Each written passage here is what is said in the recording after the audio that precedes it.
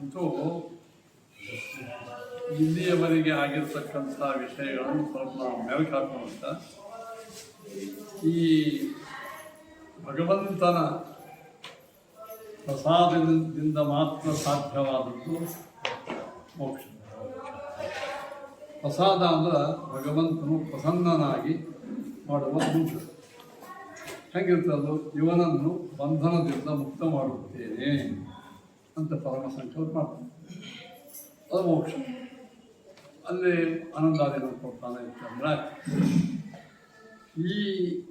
ಇಲ್ಲೊಂದು ವಿಚಾರ ನೋಡೋದು. ದಿನ ನಿಮಗೆ ನಾವು ಎಲ್ಲಿದ್ದೀವಿ ಗೊತ್ತಿರಬೇಕು ಮಾಡ್ತಾರೆ ಅಂದ್ರೆ ನಿಮಗೆ ಮುಂದಿನ ದಿಕ್ಕ ಏನು ನಡೆದಪ್ಪ ಇದು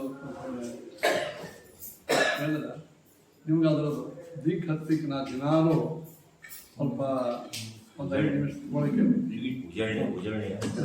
ಮೊದಲನೇ ಸೂತ್ರದಲ್ಲಿ ಬ್ರಹ್ಮ ವಿಚಾರ ಮಾಡಬೇಕು. ಅದಕ್ಕಾಗಿ ಅತಃ ಮೋಕ್ಷ ರೂಪ ಫಲಕ್ಕಾಗಿ ಮೋಕ್ಷ ಅಂದರೆ ಏನು? ನಮ್ಮ ಭಗವಂತನ ಪ್ರಸಾದದಿಂದ ಲಬ್ಧವಾದ ನಮ್ಮ ಆನಂದ ಆವಿರ್ಭಾವ, ದೇವರ ಪ್ರಸಾದ. ಅತಃ ಭಗವಂತನ ಪ್ರಸಾದದಿಂದ ಮಾತ್ರ ನಮಗದು ಮೋಕ್ಷ. ಆ ಪ್ರಸಾದಕ್ಕಾಗಿ ನಾವೇನು ಮಾಡಬೇಕು? ಭಗವಂತನ ಸಾಕ್ಷಾತ್ಕಾರ. ಇದು ಹೆಂಗಂದ್ರೆ ಭಗವದ್ ಭಕ್ತಿಯಿಂದ ಕೂಡಿದ ಸಾಕ್ಷಾತ್ಕಾರ ದುರ್ಯೋಧನಗಳಿಗೂ ಆಗಿದೆ. ಕೃಷ್ಣನ ಅನೇಕ ನೋಡ್ಯಾನ ಬಿಂಬ ಸಾಕ್ಷಾತ್ಕಾರ. ಅದರಿಂದ ಪರಿಪಕ್ವ ಭಕ್ತಿಯಿಂದ ಕೂಡಿದ ಸಾಕ್ಷಾತ್ಕಾರವೇ ಭಗವಂತನ ಪ್ರಸಾದಕ್ಕೆ ಸಾಧನ. ಆ ಪ್ರಸಾದ ಮೋಕ್ಷ. ಈ ಬಿಂಬ ಸಾಕ್ಷಾತ್ಕಾರ ಅಂತ ಹೆಂಗಾಗ್ತದೆ ಅಂದ್ರೆ ಜಿಜ್ಞಾಸ ಅಂದ್ರೆ ನಮಗೆ ಅದರೊಳಗೆ ಕಾಣುವ ಇನ್ನೊಂದು ಪರೋಕ್ಷ ಜ್ಞಾನ. ದೇವರನ್ನು ಕಾಣದೇ ಇರೋಕ್ಕಿಂತ ಮೊದಲು ಆಗಿರ್ತಕ್ಕಂಥ ಸದ್ಯ. ಉದಾಹರಣೆ ನೀವೆಲ್ಲ ದೇವರ ಬಗ್ಗೆ ನಮಗೊಂದು ಜ್ಞಾನ ಇದೆ. ಯಾವ ಜ್ಞಾನ ಇದು? ಪರೋಕ್ಷ. ಅಕ್ಷ ಅಂದರೆ ಇಂದ್ರಿಯ ಫಲ. ನಮ್ಮ ಇಂದ್ರಿಯಗೆ ಕಾಣದೇ ಇದ್ದ ಜ್ಞಾನ ಆಗ್ಯದ, ನಮ್ಗದು ಇದನ್ನ ಕಂಡಿರ್ತದೆ ಪರೋಕ್ಷ. ಅದರ ತಾತ್ಪರ್ಯ ಶಾಸ್ತ್ರಜನ್ಯ ಜ್ಞಾನ, ಶಾಸ್ತ್ರಗಳಿಂದ ನಿಮಗೆ ಆದ ಜ್ಞಾನ ಪರೋಕ್ಷ. ಈ ಪರೋಕ್ಷ ಜ್ಞಾನ ಆಗಬೇಕಂದ್ರೆ ಜಿಜ್ಞಾಸ ಬೇಕು. ಬ್ರಹ್ಮ ಜಿಜ್ಞಾಸ ಅಂದರೆ ದಿನಾದ ಅನುಭವ ನಿಮ್ಗೆ ಹೇಳ್ತಾ ಇಲ್ಲ. ಅದು ಹೇಳಲಾದ್ರೆ ಲಿಂಕ್ ಆಗಂಗೆ ಇಲ್ಲ. ಅದೇ ಕಾರಣ ಶ್ರವಣ ಮನನ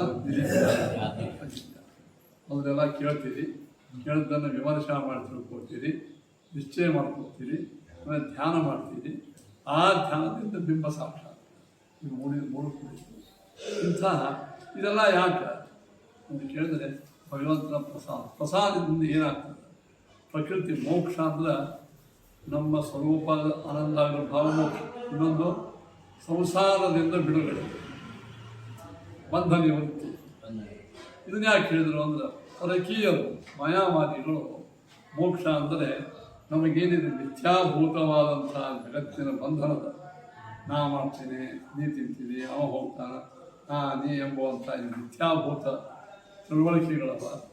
ಇದೇ ಬಂಧನ. ಇದರಿಂದೇ ದುಃಖಾದಿಗಳಾಗ್ತಾವೆ, ಇದರಿಂದೇ ಪಾಪಾದಿಗಳಾಗ್ತಾವೆ, ಅದರಿಂದಲೇ ಸಂಸಾರ ಜನ್ಮಗಳು ಬರ್ತಾವೆ. ಒಟ್ಟಾರೆ ಇದಕ್ಕೆ ಮೂಲ ಕಾರಣ ಅವಿದ್ಯ, ಅಜ್ಞಾನ, ಮಾಯಾ ಎಲ್ಲ ಒಂದೇ. ಏನು ಇದು ಬಂಧ. ವಿದ್ಯಾ ಅವಿದ್ಯಾ ಕಾರ್ಯ. ಇದು ಬ್ರಹ್ಮಜ್ಞಾನ ಅಂತಕ್ಕಿಂತಲೂ ಆತ್ಮಜ್ಞಾನ ಅಂದ್ರೆ ನಾವೆಲ್ಲ ಬ್ರಹ್ಮನ ಸ್ವರೂಪ ಅಂತ ತಿಳ್ಕೊಂಡಷ್ಟು ಹೋಗ್ತದಂತ ಮಾಯಾವಾದಿಗಳು ಹೇಳ್ತಾರೆ. ಮಾಯಾವಾದಿಗಳ ಮೋಕ್ಷ ಅಂದ್ರೇನು? ಬಂಧ ನಿವೃತ್ತಿ ಮೋಕ್ಷ. ಈ ಬಂಧ ನಿವೃತ್ತಿ ಮೋಕ್ಷ. ಬಂಧ ಅಂದರೆ ಏನು? ಬಂಧ ನಿವೃತ್ತಿ ಆಗ್ತದಂದ್ರೆ ಅದು ಸುಳ್ಳಾಗಿ ಮಿಥ್ಯೆ ಆಗಿ. ಯಾವುದು ನಿವೃತ್ತಿ ಅದು ಮಿಥ್ಯೆ. ಹೀಗಾಗಿ ಜಗತ್ತೆಲ್ಲವೂ ಮಿಥ್ಯೆ ಇದೆ ಅಂತ ಮಾಯಾವಾದಿಗಳ ಒಂದು ಆಚಾರ್ಯರು ತಮ್ಮ ರಾಷ್ಟ್ರದ ಆರಂಭದಲ್ಲಿ ನಿರೂಪಣೆ ಮಾಡಿದ್ದಾರೆ. ಈಗ ಇದರ ಬಗ್ಗೆ ಚರ್ಚೆ ನೋಡೋಣ. ಈ ಬಂಧ ಮಿಥ್ಯೆ. ಮಿಥ್ಯೆ ಅಂದರೆ ಏನು ಅಂತ ಅದು ಬಳಸಿದೆ. ಮಿಥ್ಯೆ ಅಂದರೆ ಮನದ ಕೂಡದಂತೆ ಅಸ್ತಿತ್ವವೇ ಇಲ್ಲವೋ. ಮಿಥ್ಯೆ ಅಂದ್ರೆ ಇದು ಅಸ್ತಿತ್ವದ ಅದು ತಾತ್ಕಾಲಿಕವಾದಂಥ ನಾಶ. ಅಂದರೆ ಅದು ಇಲ್ಲೇ ಇಲ್ಲ, ವಸ್ತು ಇಲ್ಲೇ ಇಲ್ಲ, ತೋರ್ತದೆ, ಇದೇ ಮಿಥ್ಯೆ. ಹಾಗಾದರೆ ಅದು ಸತ್ಯನೋ ಸುಳ್ಳನೋ ಸುಳ್ಳು, ಸತ್ಯ ಸುಳ್ಳು ಎರಡೂ ಅದು ಸದ್ವಿಲಕ್ಷಣ. ಅದು ಸತ ಅಸತ್ಯಗಳಿಂದ ಲಕ್ಷಣ, ಅದೇ ಅನಿರ್ವಚನ ಅಂತ ಅವರು ಇದನ್ನು ಅದರ ಮೇಲೆ ಪರಿಹಾರ ಮಾಡಿಕೊಳ್ಳಬೇಕಾದ ಬಂಧದ ಬಗ್ಗೆ ಜಿಜ್ಞಾಸ. ಈ ಬಂಧದ ಬಗ್ಗೆ ಜಿಜ್ಞಾಸ ಇಷ್ಟಕ್ಕಾಗಿಲ್ಲ ಮಾಡ್ತಿಲ್ಲ. ಈ ಬಂಧವೇ ಸುಳ್ಳಾಯ್ತಂತ, ಈ ಸುಳ್ಳಾದ ಬಂಧದಿಂದ ಪಾಲಾಗುವ ದೇವ್ರ ಬಸದ ಕಾಗದ ಹಾವ ಓಡಿಸ್ಲಿಕ್ಕೆ ಮಂದಿ ಹಾಕ್ಬೇಕಂತ ನಾವೇ ಮುಂದೆ ತಾನೇ ಹೋಗ್ತೀವಿ. ಹಾಗೆ ಬಂಧವು ಮಿಥ್ಯೆ ಆದ ಬಂಧ ಮಿಥ್ಯ ಇಲ್ಲ, ಬಂಧಕ್ಕೆ ಮಿಥ್ಯತ್ವ ಇಲ್ಲ. ಹೀಗೆ ಸದ್ಯ ನಮ್ದೆಲ್ಲ ಕೋರ್ಟ್ನ ಚರ್ಚೆ ನಡೆದಿದ್ದು ನಮ್ಮ ನಿಮ್ಮ ಅನುಭವಕ್ಕೆ ಬಂದ ಈ ಜಗತ್ತೆಂಬ ಬಂಧ ಇದು ಅತ್ಯಂತ ಮಿಥ್ಯೆ ಶಬ್ದಕ್ಕೆ ಅವರೇನು ಬರೆದ್ರು ಸದಸತ್ ವಿಲಕ್ಷಣ. ಇದೊಂದು ಉದಾಹರಣೆ ಕೊಟ್ಟರು, ಏನು ಶಿಂಪಿಯಲ್ಲಿ ತೋರುವ ಬೆಳ್ಳಿ ಹಗ್ಗದಲ್ಲಿ ತೋರುವ ಹಾವಿನಂತೆ ಈ ಜಗತ್ತು ಕೂಡ ತೋರ್ತದ ಹೊರತು ಇಲ್ಲ. ಅಲ್ಲಿ ಹಾಗೆ ಶಿಂಪಿಯಲ್ಲಿ ಬೆಳ್ಳಿ ತೋರ್ತದೋ ಹಾಗೆ ಬ್ರಹ್ಮನಲ್ಲಿ ಜಗತ್ತು ಇರುವುದೆಲ್ಲ ಬ್ರಹ್ಮನೇ. ಅಲ್ಲಿ ಹೆಂಗ ಅಲ್ಲಿ ಶಿಂಪಿ ಬೆಳ್ಳಿ ತೋರ್ದಂಗೆ ಜಗತ್ತಲ್ಲೋ ಆ ಬೆಳ್ಳಿ ಹೆಂಗದು ಸುಳ್ಳು ಹಂಗಿದೆ. ಅದು ಸುಳ್ಳು ಯಾಕೆ ಅದು ನಿವೃತ್ತಿ ಆಗ್ತದೆ, ಬ್ರಹ್ಮಜ್ಞಾನ ಹೋಗ್ಬಿಡ್ತದೆ, ಯಾವ್ದು ಹೋಗ್ತದೋ ನಿವೃತ್ತಿ. ಉದಾಹರಣೆ ಈ ರೀತಿಯಾಗಿ ಅದಕ್ಕೆ ನಾವೇನು ಪ್ರತ್ಯಕ್ಷದಿಂದ ಮೊದಲು ಯಾವುದೇ ಒಂದು ಮ್ಯಾಟರ್ ಒಂದು ವಸ್ತು ಸಿದ್ಧ ಆಗಬೇಕಾದ್ರೆ ಏನಾಗಬೇಕಾದ್ರು ಮೊದಲ ಪ್ರಮಾಣದಲ್ಲಿ ಸಿದ್ಧ ನಮ್ಮಲ್ಲಿ ಯಾವಾಗ ನೀವು ಹೇಳ್ತಿರಲ್ಲಪ್ಪ ಪ್ರತ್ಯಕ್ಷ ಪ್ರಮಾಣ ಇದ್ರ ಪೈಕಿ ಯಾವುದೇ ಒಂದು ಸಿದ್ಧ ಆದರೂ ಸಾಕು. ಈ ಬಂಧವು ಸತ್ಯ ಮಿಥ್ಯಾದ ಅಂತಂದಕ್ಕೆ ಪ್ರತ್ಯಕ್ಷದ ಏನಾದರೂ ಪ್ರಮಾಣದ ಇಲ್ಲ. ನಿಮ್ಮ ಎಲ್ಲರ ಪ್ರತ್ಯಕ್ಷತೆಯೂ ಕೂಡ ಇವತ್ತು ಇದು ಬಂಧ ಅದ. ಈ ಸುಳ್ಳು ಈ ಪಾಂಡುರಂಗಾಚಾರ್ಯ ಇವರು ನಿನ್ನೆಯೂ ನೋಡಿರಿ ಇವತ್ತು ನೋಡ್ತೀರಿ, ಅದು ಬಾಧವಿಲ್ಲ. ಯಾವುದು ಮಿಥ್ಯೆ ಅದಕ್ಕೆ ಬಾಧ ಇರ್ತದೆ, ಮೊದಲು ಇದು ಅದು ಇಲ್ಲ ಅಂತ ಬಂದ ಯಾರಿಗೂ ನಿಮಗೆ ಜಗತ್ತು ಇಲ್ಲ ಅಂತಂದ್ರೆ ನಿನ್ನಿದ್ದಿದ್ದು ಇವತ್ತಿಲ್ಲ, ನಿನ್ನಿನ ಪರಿಸ್ಥಿತಿ ಇವತ್ತಿಲ್ಲ ಅಂತ ಅನುಭವಗಳು ಅವೇ. ಈಗ ನಾವು ಪ್ರತ್ಯಕ್ಷವನ್ನು ಚೆನ್ನಾಗಿ ವಿಚಾರ ಮಾಡಿ ನೋಡಲಾಗಿ ಪ್ರತ್ಯಕ್ಷದಿಂದ ಯಾರಿಗೂ ಇದು ಮಿಥ್ಯೆ ಅಂತ ಅನಿಸಿದೆ. ಮಿಥ್ಯೆ ಅಂದ್ರೆ ಇದಕ್ಕೆ ಅಸ್ತಿತ್ವವೇ ಇಲ್ಲ ಅಂತ ಯಾರಿಗೂ ಅನಿಸಿದೆ. ಅಸ್ತಿತ್ವದ ಹಿಂದಕ್ಕೆ ಇತ್ತು, ಈಗ ಅದೇ ಟೈಪು ಅದ, ಮುಂದೂ ಇರ್ತದೆ. ಇದು ಸಾಮಾನ್ಯ. ಈಗ ಪ್ರತ್ಯಕ್ಷ ಪ್ರಮಾಣದಿಂದ ಬಂಧ ಮಿಥ್ಯಾತ್ವ ಸಿದ್ಧವಾಗಿದೆ. ಇದು ಅನುಮಾನ ತರ್ಕ ಅದನ್ನು ಸಿದ್ಧ ಮಾಡ್ತೀವಿ. ಅದು ನಾವು ಒಂದು ಅನುಮಾನ ಮಾಡಿದ ವಿವಾದ ಪದಂ ಸಸದ್ವಿಲಕ್ಷಣಂ ಶ್ಯಾನವಾಚ್ಯತ್ವ ಅಂತ. ಮಿಥ್ಯಾ ಶಬ್ದಕ್ಕೆ ಏನು ಮಾಡಿದ ಸಸದ್ವಿಲಕ್ಷಣ. ಸಸದ್ವಿಲಕ್ಷಣವನ್ನೇ ಸಾಧ್ಯವನ್ನಾಗಿ ಮಾಡಿದಾಗ ಸಾಧ್ಯ ಪ್ರತಿವಾದಿಗಳಿಗೆ ಅನಿಷ್ಟ ಆಗ್ತದೆ. ಈ ನಮಗೆ ಸುಮಾರು 10-12 ರೀತಿಯಿಂದ ಸದಸದ್ವಿಲಕ್ಷಣತ್ವವನ್ನು ಬಿಡಿಸ್ಕೊಂಡಾಗ ಯಾವ ವಿಗ್ರಹ ಮಾಡಿದರೂ ನಮಗೇನು ಅನಿಷ್ಟ. ವಿವಾದ ಪದಂ ಸಸದ್ವಿಲಕ್ಷಣ ನಾನು ಹೇಳಿದ್ದೇನೆ. ಈ ಜಗತ್ತು ಸದಸದ್ವಿಲಕ್ಷಣ ಆಗಿದೆ. ಸತನಾದ ಬ್ರಹ್ಮನಿಂದ ವಿಲಕ್ಷಣ ಆಗಿದೆ, ಅಸತ್ತಾದ ವಿಲಕ್ಷಣ ಆಗಿದೆ. ಇಲ್ಲ ಸದಸದ್ವಿಲಕ್ಷಣ ಸತ ಅಸತ್ ಮಿಶ್ರದಿಂದ ಅಂತಂದ್ರೆ ಶುದ್ಧವಾದ ಸತ್ಯವಾದ ಜಗತ್ತು ಮಿಶ್ರವಾದ ಸದಸತ್ವದಿಂದ ಭಿನ್ನ ಆಗಿದೆ. ಇನ್ನು ಸದ್ವಿಲಕ್ಷಣತ್ವದೇ ಅಸತ್ ಹೀಗೆ ಒಂದು 12 ವಿಕಲ್ಪಗಳನ್ನು ಮಾಡಿ ರಸದ್ವಿಲಕ್ಷಣ ಎಂಬುವಂತಹದ್ದು ನೀನು ಯಾವ ರೀತಿಯಿಂದ ಮಾಡಿದರೂ ಅದು ನಮಗೆ ಅನಿಷ್ಟ ಏನಿಲ್ಲ. ಹಾಗಾದ್ರೆ ನಾವೇನಂತ ಹೀಗೆ ಅನಿರ್ವಚನೀಯ ಅಂತ ಸತ್ವೇನ ಅಸತ್ವೇನ ನಿರ್ವಕ್ತ ಅಶಕ್ಯ ಸದ್ವಿಲಕ್ಷಣ ಅಂಥ ಅನಿರ್ವಚನೀಯವಾದಂತಹ ವಸ್ತು ಪ್ರಸಿದ್ಧವೇ ಇಲ್ಲ. ಅಪ್ರಸಿದ್ಧ ವಿಶೇಷಣ ಪಕ್ಷ. ಯಾವುದೇ ಒಂದು ಅನುಮಾನಕ್ಕೆ ಸಾಧ್ಯವನ್ನು ಮಾಡಬೇಕಾದ್ರೆ ಅದೇನಿರಬೇಕು, ಪ್ರಸಿದ್ಧ ಇರಬೇಕು. ಇಲ್ಲಿ ಅದನ್ನು ಇರೋ ಶಂಕಾದ ವಸ್ತು ಈ ಒಟ್ಟೆ ಇಲ್ಲದೇ ಇದ್ದಂತಹ ವಸ್ತುವನ್ನು ಸಾಧನ ಮಾಡಲಿಕ್ಕೆ ಹೀಗಾಗಿ ಏನಾಯಿತು ಸದಸದ್ವಿಲಕ್ಷಣ ಎಂಬುವಂಥ ನಿಂದು ಅದು ಸಿದ್ಧವೇ ಆಗದೆ ಇರೋದ್ರಿಂದ ಅದು ಅನುಮಾನ ಕೂಡಂಗಿಲ್ಲ. ಆಗಮ ಯಾವ ಆಗಮ ಹೇಳ್ತದೆ? ಜಗತ್ತೆಲ್ಲವೂ ಸಹಸದ್ ಮಿಥ್ಯೆ ಅಂತ ಸಹಸದ್ ಲಕ್ಷಣ ಅನಿರ್ವಚನೀಯ ಜಗತ್ತಿನ ಜಗತ್ತು ಅಜ್ಞಾನ ಎಲ್ಲ ಅನಿರ್ವಚನೀಯ ಅಂತ ಯಾವ ಏನು ಹೇಳ್ತಾರೆ? ಒಂದೇ ಒಂದು ವೇದ ಇತನಿ ಮಾತ್ರ ನೇಹ ನಾಸ್ತಿ ಕಿಂಚನ. ಅದಕ್ಕೆ ನಾವು ಅರ್ಥ ಬೇರೆ ಮಾಡಿದ್ವಿ. ಇಲ್ಲಿ ಜಗತ್ತಿನ ದೇವರಲ್ಲಿ ಯಾವ ಭೇದವಿಲ್ಲ ಅಂತ ಹೇಳ್ತಾರೆ. ಭೇದವೇ ಇಲ್ಲ ಅಂತ ನೀವು ಸಾವಕಾಶ ನೀನು ಯಾವ ಆಗಮವನ್ನು ಪಡ್ತಾ ಇಟ್ಟಿದೆಯೋ ಆ ಆಗಮಕ್ಕೆ ಅರ್ಥವೇ ಬೇರೆ. ನಮ್ದೇನದ ಈ ಜಗತ್ತಿನೊಳಗ ನಾನಾ ಅಂದ್ರೆ ಭೇದ ಇಲ್ಲ ಅಂದ್ರೆ ಏನು ಭೇದ? ನಿಮ್ಮ ನಮ್ಮಲ್ಲಿ ಇದ್ದ ದೇವರಲ್ಲಿ ಯಾವ ಭೇದ ಇಲ್ಲ. ನಾವು ಬೇದರೆ ಕರೆಂಟು ಎಲ್ಲ ಕಡೆಗೆ ಅದ. ಹೀಟರೊಳಗೋದ ಕೂಲರೊಳಗೋದ ಕರೆಂಟ್ ಒಂದೇ, ಹೀಟರ್ ಕೂಲರ್ ಬೇರೆ. ಅದರಂತೆ ನಾವು ಅರ್ಥ ಮಾಡ್ತೀವಿ. ಸರ್ವಂ ಖಲ್ವಿದಂ ಬ್ರಹ್ಮ, ಇದೆಲ್ಲವೂ ಪರಬ್ರಹ್ಮ. ಎಲ್ಲವೂ ಪರಬ್ರಹ್ಮ ಅಂದ್ರೆ ತಿಪ್ಪಿ ತಂಡ್ರು ಇಲ್ಲ.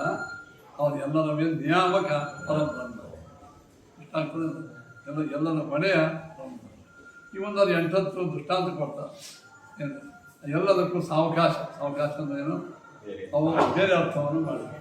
ಹೀಗಾಗಿ ಆಗಮವೂ ಕೂಡ ಈ ಜಗತ್ತು ಸದ್ವಿಲಕ್ಷಣವಾಗಿದೆ ಅಂತಂದಕ್ಕೆ ಪ್ರಮಾಣ ಆಗಲಿಲ್ಲ, ಅನುಮಾನಕ್ಕೂ ಕೂಡ ಆಗಲಿಲ್ಲ, ಇನ್ನು ಪ್ರತ್ಯಕ್ಷಕ್ಕೂ ಇಲ್ಲೇ ಇಲ್ಲ.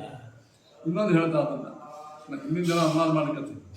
ಏನು ನೀನು ಜಗತ್ತೆಲ್ಲವೂ ಸುಳ್ಳು ಅಂದಿ ಅಂದ್ರೆ ನೀನು ಕೊಡ್ತಕ್ಕಂಥ ವೈದಿಕ ವೇದವನ್ನು ಒಪ್ಪು. ವೇದವು ಸುಳ್ಳೋ ಖರೀದು. ವೇದವಾದ ಬ್ರಹ್ಮನಿಂದ ಭಿನ್ನ ಬ್ರಹ್ಮನಿಂದ ಭಿನ್ನವಾದ ಸಜ್ಜನೋ ಮಿಥ್ಯಾ. ವೇದ ಮಿಥ್ಯಾ ಅಂದ್ರೆ ಮಿಥ್ಯಾಭೂತಕ್ಕೆ ವಾದಕ್ಕೆ ಸಾಧಕತ್ವ. ಈ ವೇದದ ಪ್ರಮಾಣ ಹೇಳೇ ನಿನ್ನ ಸಿದ್ಧಾಂತ ಹೇಳಬೇಕು ಅಲ್ವಾ? ಅಂದ್ರೆ ನಿನ್ನ ಸಿದ್ಧಾಂತಕ್ಕೆ ಸಾಧಕ ಪ್ರಮಾಣ ಯಾವ್ದಾಯ್ತು? ವೇದ. ಆ ವೇದ ಏನದ? ಮಿಥ್ಯಾಭೂತವಾದ ಸಾಧಕತ್ವ ಉಂಟ? ಇಲ್ಲ. ಫೇಕ್ ಡಾಕ್ಯುಮೆಂಟ್ಸ್ಗಳಿಗೆ ಪ್ರೂವ್ ಮಾಡಲಿಕ್ಕೆ ತಾಕತ್ತ ಇದಾಗಿದೆ. ಆಗ ನಿನ್ನ ಪ್ರಕಾರವಾಗಿ ನೀನೇ ಹೇಳುವಂತ ನಿನ್ನ ಸಿದ್ಧಾಂತದ ಪ್ರಕಾರವಾಗಿಯೇ ಬ್ರಹ್ಮಾತಿರಿಕ್ತವಾದದ್ದೆಲ್ಲವೂ ಮಿಥ್ಯೆ ಅಂತ ಹೇಳಿ ವೇದವೂ ಕೂಡ ಮಿಥ್ಯೆ ಆಯಿತು. ಹಾಗೆ ಅಂತ ನಾವು ಹೇಳಿದ್ವಿ. ಅಂತ ನೀವು ನಮ್ದು ಗೊತ್ತೇ ಇಲ್ಲ ವಿಷಯ. ನಾವು ವ್ಯಾವಹಾರಿಕ ಸತ್ಯ ಅಂತ ಒಪ್ಕೊಂಡು ಅದೊಂದು ಮ್ಯಾಗ್ನ ಹೇಳ್ತೇವೆ. ಆ ಮ್ಯಾಗ್ನ ಹೇಳಿ ಸಾಲೋದು ಶ್ರೀಮದಾಚಾರ್ಯ ಅದನ್ನು ಇದು ವಿಮರ್ಶೆ ಮಾಡಿ ವ್ಯಾವಹಾರಿಕ ಸತ್ಯ ಅಂದರೆ ಹೇಳ್ತಾನ. ಬ್ರಹ್ಮಜ್ಞಾನ ಆಗುವ ತನಕ ಯಾವುದನ್ನು ನಾವು ಸತ್ಯ ತಿಳ್ಕೊಂಡಿವೋ ನೀವು ತಿಳ್ಕೊಂಡದ್ದು ಅದು ಇರ್ತದೆ ಅಂತ ಹೇಳ್ತಾರೆ. ನಾವು ಈ ಒಂದು 500 ರೂಪಾಯಿ ನೋಟ್ ಅಂತ ನಾವು ಈ ನಾಟಕ ಮುಗಿಯೋ ತನಕ ವ್ಯವಹಾರ ಮಾಡ್ತೀವಿ. ಅದು ನೋಟ್ ಇರಂಗಿಲ್ಲ. ಯಾವುದೋ ಒಂದು ಬಣ್ಣದ ಹಚ್ಚಿ ನೋಟ್ ಮಾಡಿರ್ತೀವಿ. ನಾವಿನ್ನು ಈ ವ್ಯವಹಾರ ಮುಗಿಯೋ ತನಕ ನಾವೇನು ಮಾಡ್ತೀವಿ? ಸತ್ಯ ಅಂತ ತಿಳ್ಕೊ. ನೀವು ತಿಳ್ಕೊ, ಅದು ಇರುವುದೇನದು? ಒಳ್ಳೆಯದ. ಈ ಕತ್ತೆ ಅದು, ಇದು ಕತ್ತೆ. ನಾವು ಸುಮಾರು ಒಂದು 15 ದಿವಸ ಈ ಕತ್ತೆಯನ್ನು ಕುದುರೆ ಅಂತ ತಿಳ್ಕೊ. ಕುದುರೆ ವ್ಯವಹಾರ ಮಾಡ್ತೀವಿ. ಕುದುರೆ ವ್ಯವಹಾರಕ್ಕಾಗಿ ಕತ್ತೆಯನ್ನು ಸರಿ ನೀ ಅದಕ್ಕೆ ಕುದುರೆ ಅಂತ ಹೆಸರಿಟ್ಟರು, ಕುದುರೆ ವ್ಯವಹಾರ ಮಾಡಿದ್ರು, ಅದು ಅದು ಅದು ಅದು ಕುದುರೆ ಆಗ್ತದೆ. ಇರೋದಿದ್ದೇ ಇರ್ತದ. ಜಗತ್ತು ಸತ್ಯ ಸುಳ್ಳು ಅಂತ ಹೇಳಿದಾಗ ನೀವು ವ್ಯಾವಹಾರಿಕ ಅಂತ ಹೆಸರು ಬೇರೆ ಇಟ್ಟರೆ ಅದು ಬೇರೆ ಆಗ್ತದೆ. ಅದು ಸುಳ್ಳೇದು, ಸದ್ವಿಲಕ್ಷಣವೇ ಅದು ಸುಳ್ಳೇದು. ಹೆಸರು ಬೇರೆ ಇಟ್ಟರೆ ಏನಾಯ್ತು? ಅವ್ನು ಕೇಳಬೇಕು. ನೀವು ವ್ಯವಹಾರ ಸತ್ಯ ನೀವಂದ್ರಿ ಅದಕ್ಕೆ ನಾವೇ ಬೇಡ. ಅದು ಅತ್ಯಂತ ದೊಡ್ಡ ಫೇಲ್ ಆಗಿರುತ್ತೆ ವ್ಯಕ್ತಿ.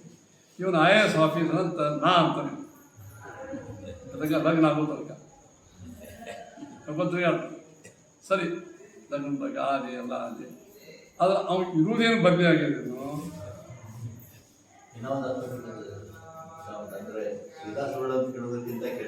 ಅದೇ ಅದು ಮೊದಲೇ ಅದು ದೀರ್ಘಭ್ರಾಂತಿಕರಿ ಅಂತ ಇವತ್ತೇ ಸುಳ್ಳನ್ನು ಗೊತ್ತಾದ್ರೆ ಚಲೋ ಆಯಿತು. ಸುಮಾರು ಇಡೀ ಬ್ರಹ್ಮಜ್ಞಾನ ಆಗೋ ತನಕ ಇದು ಸತ್ಯ ಅಂತ ತಿಳ್ಕೊಂಡು ಮುಂದೆ ಬಂದ್ರೆ ಮತ್ತೆ ಡೇಂಜರ್. ನೀವು ಊರಿಗೆ ಹೊಂಟಿರ್ತೀರಿ ಗಡಿಬಿಡಿ ಒಳಗೆ, ವಿಜಾಪುರಕ್ಕೆ ಹೋಗೋ ಹಾಗೆ ಆದಂತ ಕೇಳ್ತೀವಿ. ಅವಾಗ ಅವತ್ತು ಗೊತ್ತಿಲ್ಲ ಅಂತ ಅವ್ನು ಹೇಳ್ತಾನ, ಇಲ್ಲ ಇದೇ ಅಂತ ಅನಿಸ್ತದೆ ನನಗೆ, ಹೀಗೆ ಹೋಗಿ ಇದೇ ವಿಜಾಪುರ ಹಾದಿ ತಿಳ್ಕೊಂಡು ಹೊಂಟ. ವಿಜಾಪುರ ಬರಲೇ ಇಲ್ಲ, ಬೇರೆ ಊರು ಬಂತು. ಇದು ನೀವು ತಪ್ಪು ಹಾದಿ ಹೇಳಬೇಕು, ಸುಮಾರು 1 ಗಂಟೆ ಆದ್ಮೇಲೆ ಗೊತ್ತಾಗ್ತವೆ ತಪ್ಪು ಅಂತ. ಸರಿ, ಇದೇ ವಿಜಾಪುರ ಹಾದಿ ಯಾವುದು ಅಲ್ಲ, ವಿಜಾಪುರ ಹಾದಿ ಅಂತ ನಾವು ವ್ಯವಹಾರ, ಅದು ಪ್ರವಾಸ ಮಾಡುವ ವ್ಯವಹಾರವನ್ನು ನಾವು ಮಾಡ್ಕೊತೀವಿ. ವ್ಯವಹಾರಕ್ಕಾಗಿ ನಾವು ತಿಳ್ಕೊಂಡಿದ್ವಿ, ಏನು ಪ್ರವಾಸ ಮಾಡೋದು ವ್ಯವಹಾರ, ಆ ವ್ಯವಹಾರಕ್ಕಾಗಿ ಸರಿ ನೀ ತಿಳ್ಕೊಂಡು ಹೊಂಟಿ ಹೋಗಿ ನೀ ಅದನ್ನು ವ್ಯವಹಾರ ಮಾಡಿದ್ರೆ ಅದಲ್ಲ ಏನು ವಿಜಾಪುರ ಹಾದಿ ಅಲ್ಲೇ ಇಲ್ಲ, ಅದು ಯಾವುದೋ ಒಂದು ಗುಲ್ಬರ್ಗ ಹಾದಿ ಅದ. ಗುಲ್ಬರ್ಗ ಹಾದಿಗೆ ನಾವು ವ್ಯವಹಾರಕ್ಕಾಗಿ ವಿಜಾಪುರ ಅಂತ ನೀ ತಿಳ್ಕೊಂಡ್ರೆ ಅದು ಗುಲ್ಬರ್ಗ ವಿಜಾಪುರ ಹಾದಿ ಆಗ್ತದೇನೋ, ಮುಟ್ಟಂಗೇನ. ಅದರಿಂದ ಈ ವ್ಯಾವಹಾರಿಕ ಸತ್ಯ ಎಂಬುವಂಥದ್ದನ್ನು ಹೇಳ್ಕೊಂಡು ಹೋಗ್ತಾ ಇದ್ದ, ಅದು ಕೂಡ ಅಷ್ಟು ವ್ಯಾವಹಾರಿಕ ಅಲ್ಲ. ಅಂದರೆ ನಿಜವಾಗಿ ವಿಚಾರ ಮಾಡಿದರೆ ಅದು ಸರ್ವಜ್ಞ. ಯಾಕಂದ್ರೆ ವಸ್ತುವಿನಲ್ಲಿ ಏನು ಚೇಂಜ್ ಇಲ್ಲ, ಹೆಸರು ಅಷ್ಟೇ ಚೇಂಜ್ ಆಯಿತು. ವಸ್ತು ಅವರಲ್ಲಿ ಇರೋದು ಅಷ್ಟೇ ಇಲ್ಲ, ಬ್ರಹ್ಮನಿಂದ ಭಿನ್ನವಾದದ್ದೆಲ್ಲವೂ ಸಹಸಂಕಲಕ್ಷಣ ಮಿಥ್ಯೆ ಅಂತೇನೆ. ಮಿಥ್ಯಾತ್ವ ಹೋಯ್ತೇನೆ ಅದು, ಅಂದರೆ ತಾತ್ಕಾಲಿಕ ಒಪ್ಪೋಟಿ ಬಂದಿದೆ. ಹೆಂಗೆ ಒಪ್ಕೊಂಡಂಗಾಯ್ತು, ತಾತ್ಕಾಲಿಕವಾಗಿ ಈ ಕತ್ತೆಯನ್ನು ಕುದುರೆ ಅಂತ ಒಪ್ಕೊಂಡಂಗೆ ಕುದುರೆ ವ್ಯವಹಾರ ಮಾಡ್ತೀವಿ. ಒಂದು ಯಾವುದೋ ಹೆಣ್ಣು ಇರ್ತದ, ಈ ನಾಟಕನ ನೀ ಗಂಡನ ವ್ಯವಹಾರ ಮಾಡ್ತಾನಂತ. ಒಂದು 3-4 ತಾಸು ನಾಟಕ ಮುಗಿದಂತೆ ಗಂಡ ವ್ಯವಹಾರ. ಸರಿ, ಗಂಡನ ವ್ಯವಹಾರ ಮಾಡಿದ್ರೆ ಅದು ಗಂಡ ಆಯ್ತೇನು, ಇದು ಹಂಗೆ ಇರ್ತದ. ಇದಿಲ್ಲ, ಸಿದ್ಧಾಂತದೊಳಗೆ ಬೇರೆ ಆಯ್ತು. ಆದ್ದರಿಂದ ಈ ವ್ಯಾವಹಾರಿಕ ಸತ್ಯ, ನಾ ಇದನ್ನು ಯಾಕೆ ಹೇಳಿದ, ಇದನ್ನು ನಾವು ನಿಮಗೆ ಹೇಳ್ತಿರ್ತಾರೆ. ಏನೋ ಒಪ್ಕೊಂಡು ನೀವು ಒಪ್ಪಗೋದಿ, ಈ ಕತ್ತಿ ಕುದುರೆ ನೀವೊಂದಾಕ್ಷಣ ಕುದುರೆ ಆಗ್ತದೆ ಅನ್ನೋದು ಇಲ್ಲ. ನೀವೇನೋ ನಿಮ್ಮ ವೇದಾಂತ ಕಟ್ ಮಾಡ್ಕೊಂಡು ಅಡುಗೆ ಮನೆ ವಿಚಾರ ಸಗೋಷ್ಠಿ ನಿಷ್ಠ ಪ್ರಲಾಪ, ನಿಮ್ಮ ಅರ್ಜಿ ಒಳಗಿಂದು ಅದೊಂದು ಟೆಕ್ನಿಕಲ್ ವರ್ಡ್, ಇನ್ನೊಂದು ಅವಕಾಶ. ಸಗೋಷ್ಠಿ ನಿಷ್ಠ ಪ್ರಲಾಪ ಅದು ಈ ವ್ಯವಹಾರ ಇವೆಲ್ಲ ಏನಿದೆ. ಆದ್ದರಿಂದ ಇನ್ನು ಒಂದು ಉಳಿತು, ಮತ್ತು ನಮ್ಗೆ ಹಿಂಗೆ ನಮ್ಮ ಕಣ್ಣಿದ್ದರಿಗೆ ನಾಶ ಆಗಿದ್ದು ಕಾಣಿಸ್ತದ. ಅನಿತ್ಯ ಸತ್ಯವಾದದ್ದು ಅನಿತ್ಯ, ನಿತ್ಯ ಸತ್ಯವಂತು ಅನಿತ್ಯ ಸತ್ಯ. ಪರಮಾತ್ಮ ನಿತ್ಯ ಸತ್ಯ, ಜೀವಾತ್ಮ ನಿತ್ಯ ಸತ್ಯ, ಪ್ರಕೃತಿ ನಿತ್ಯ ಸತ್ಯ, ಕಾಲ ನಿತ್ಯ ಸತ್ಯ, ಅವ್ಯಾಕೃತ ಆಕಾಶ ನಿತ್ಯ ಸತ್ಯ. ಏನು ದೇವರು ಬಿಟ್ಟು ಎಷ್ಟೋ ನಿತ್ಯ ಸತ್ಯ ವಸ್ತುಗಳು. ಆತ್ಮಗೆ ನಾಶ ಇಲ್ಲೇ, ದೇಹಕ್ಕೆ ನಾಶ, ದೇಹ ನಿತ್ಯ, ಆತ್ಮ ನಿತ್ಯ.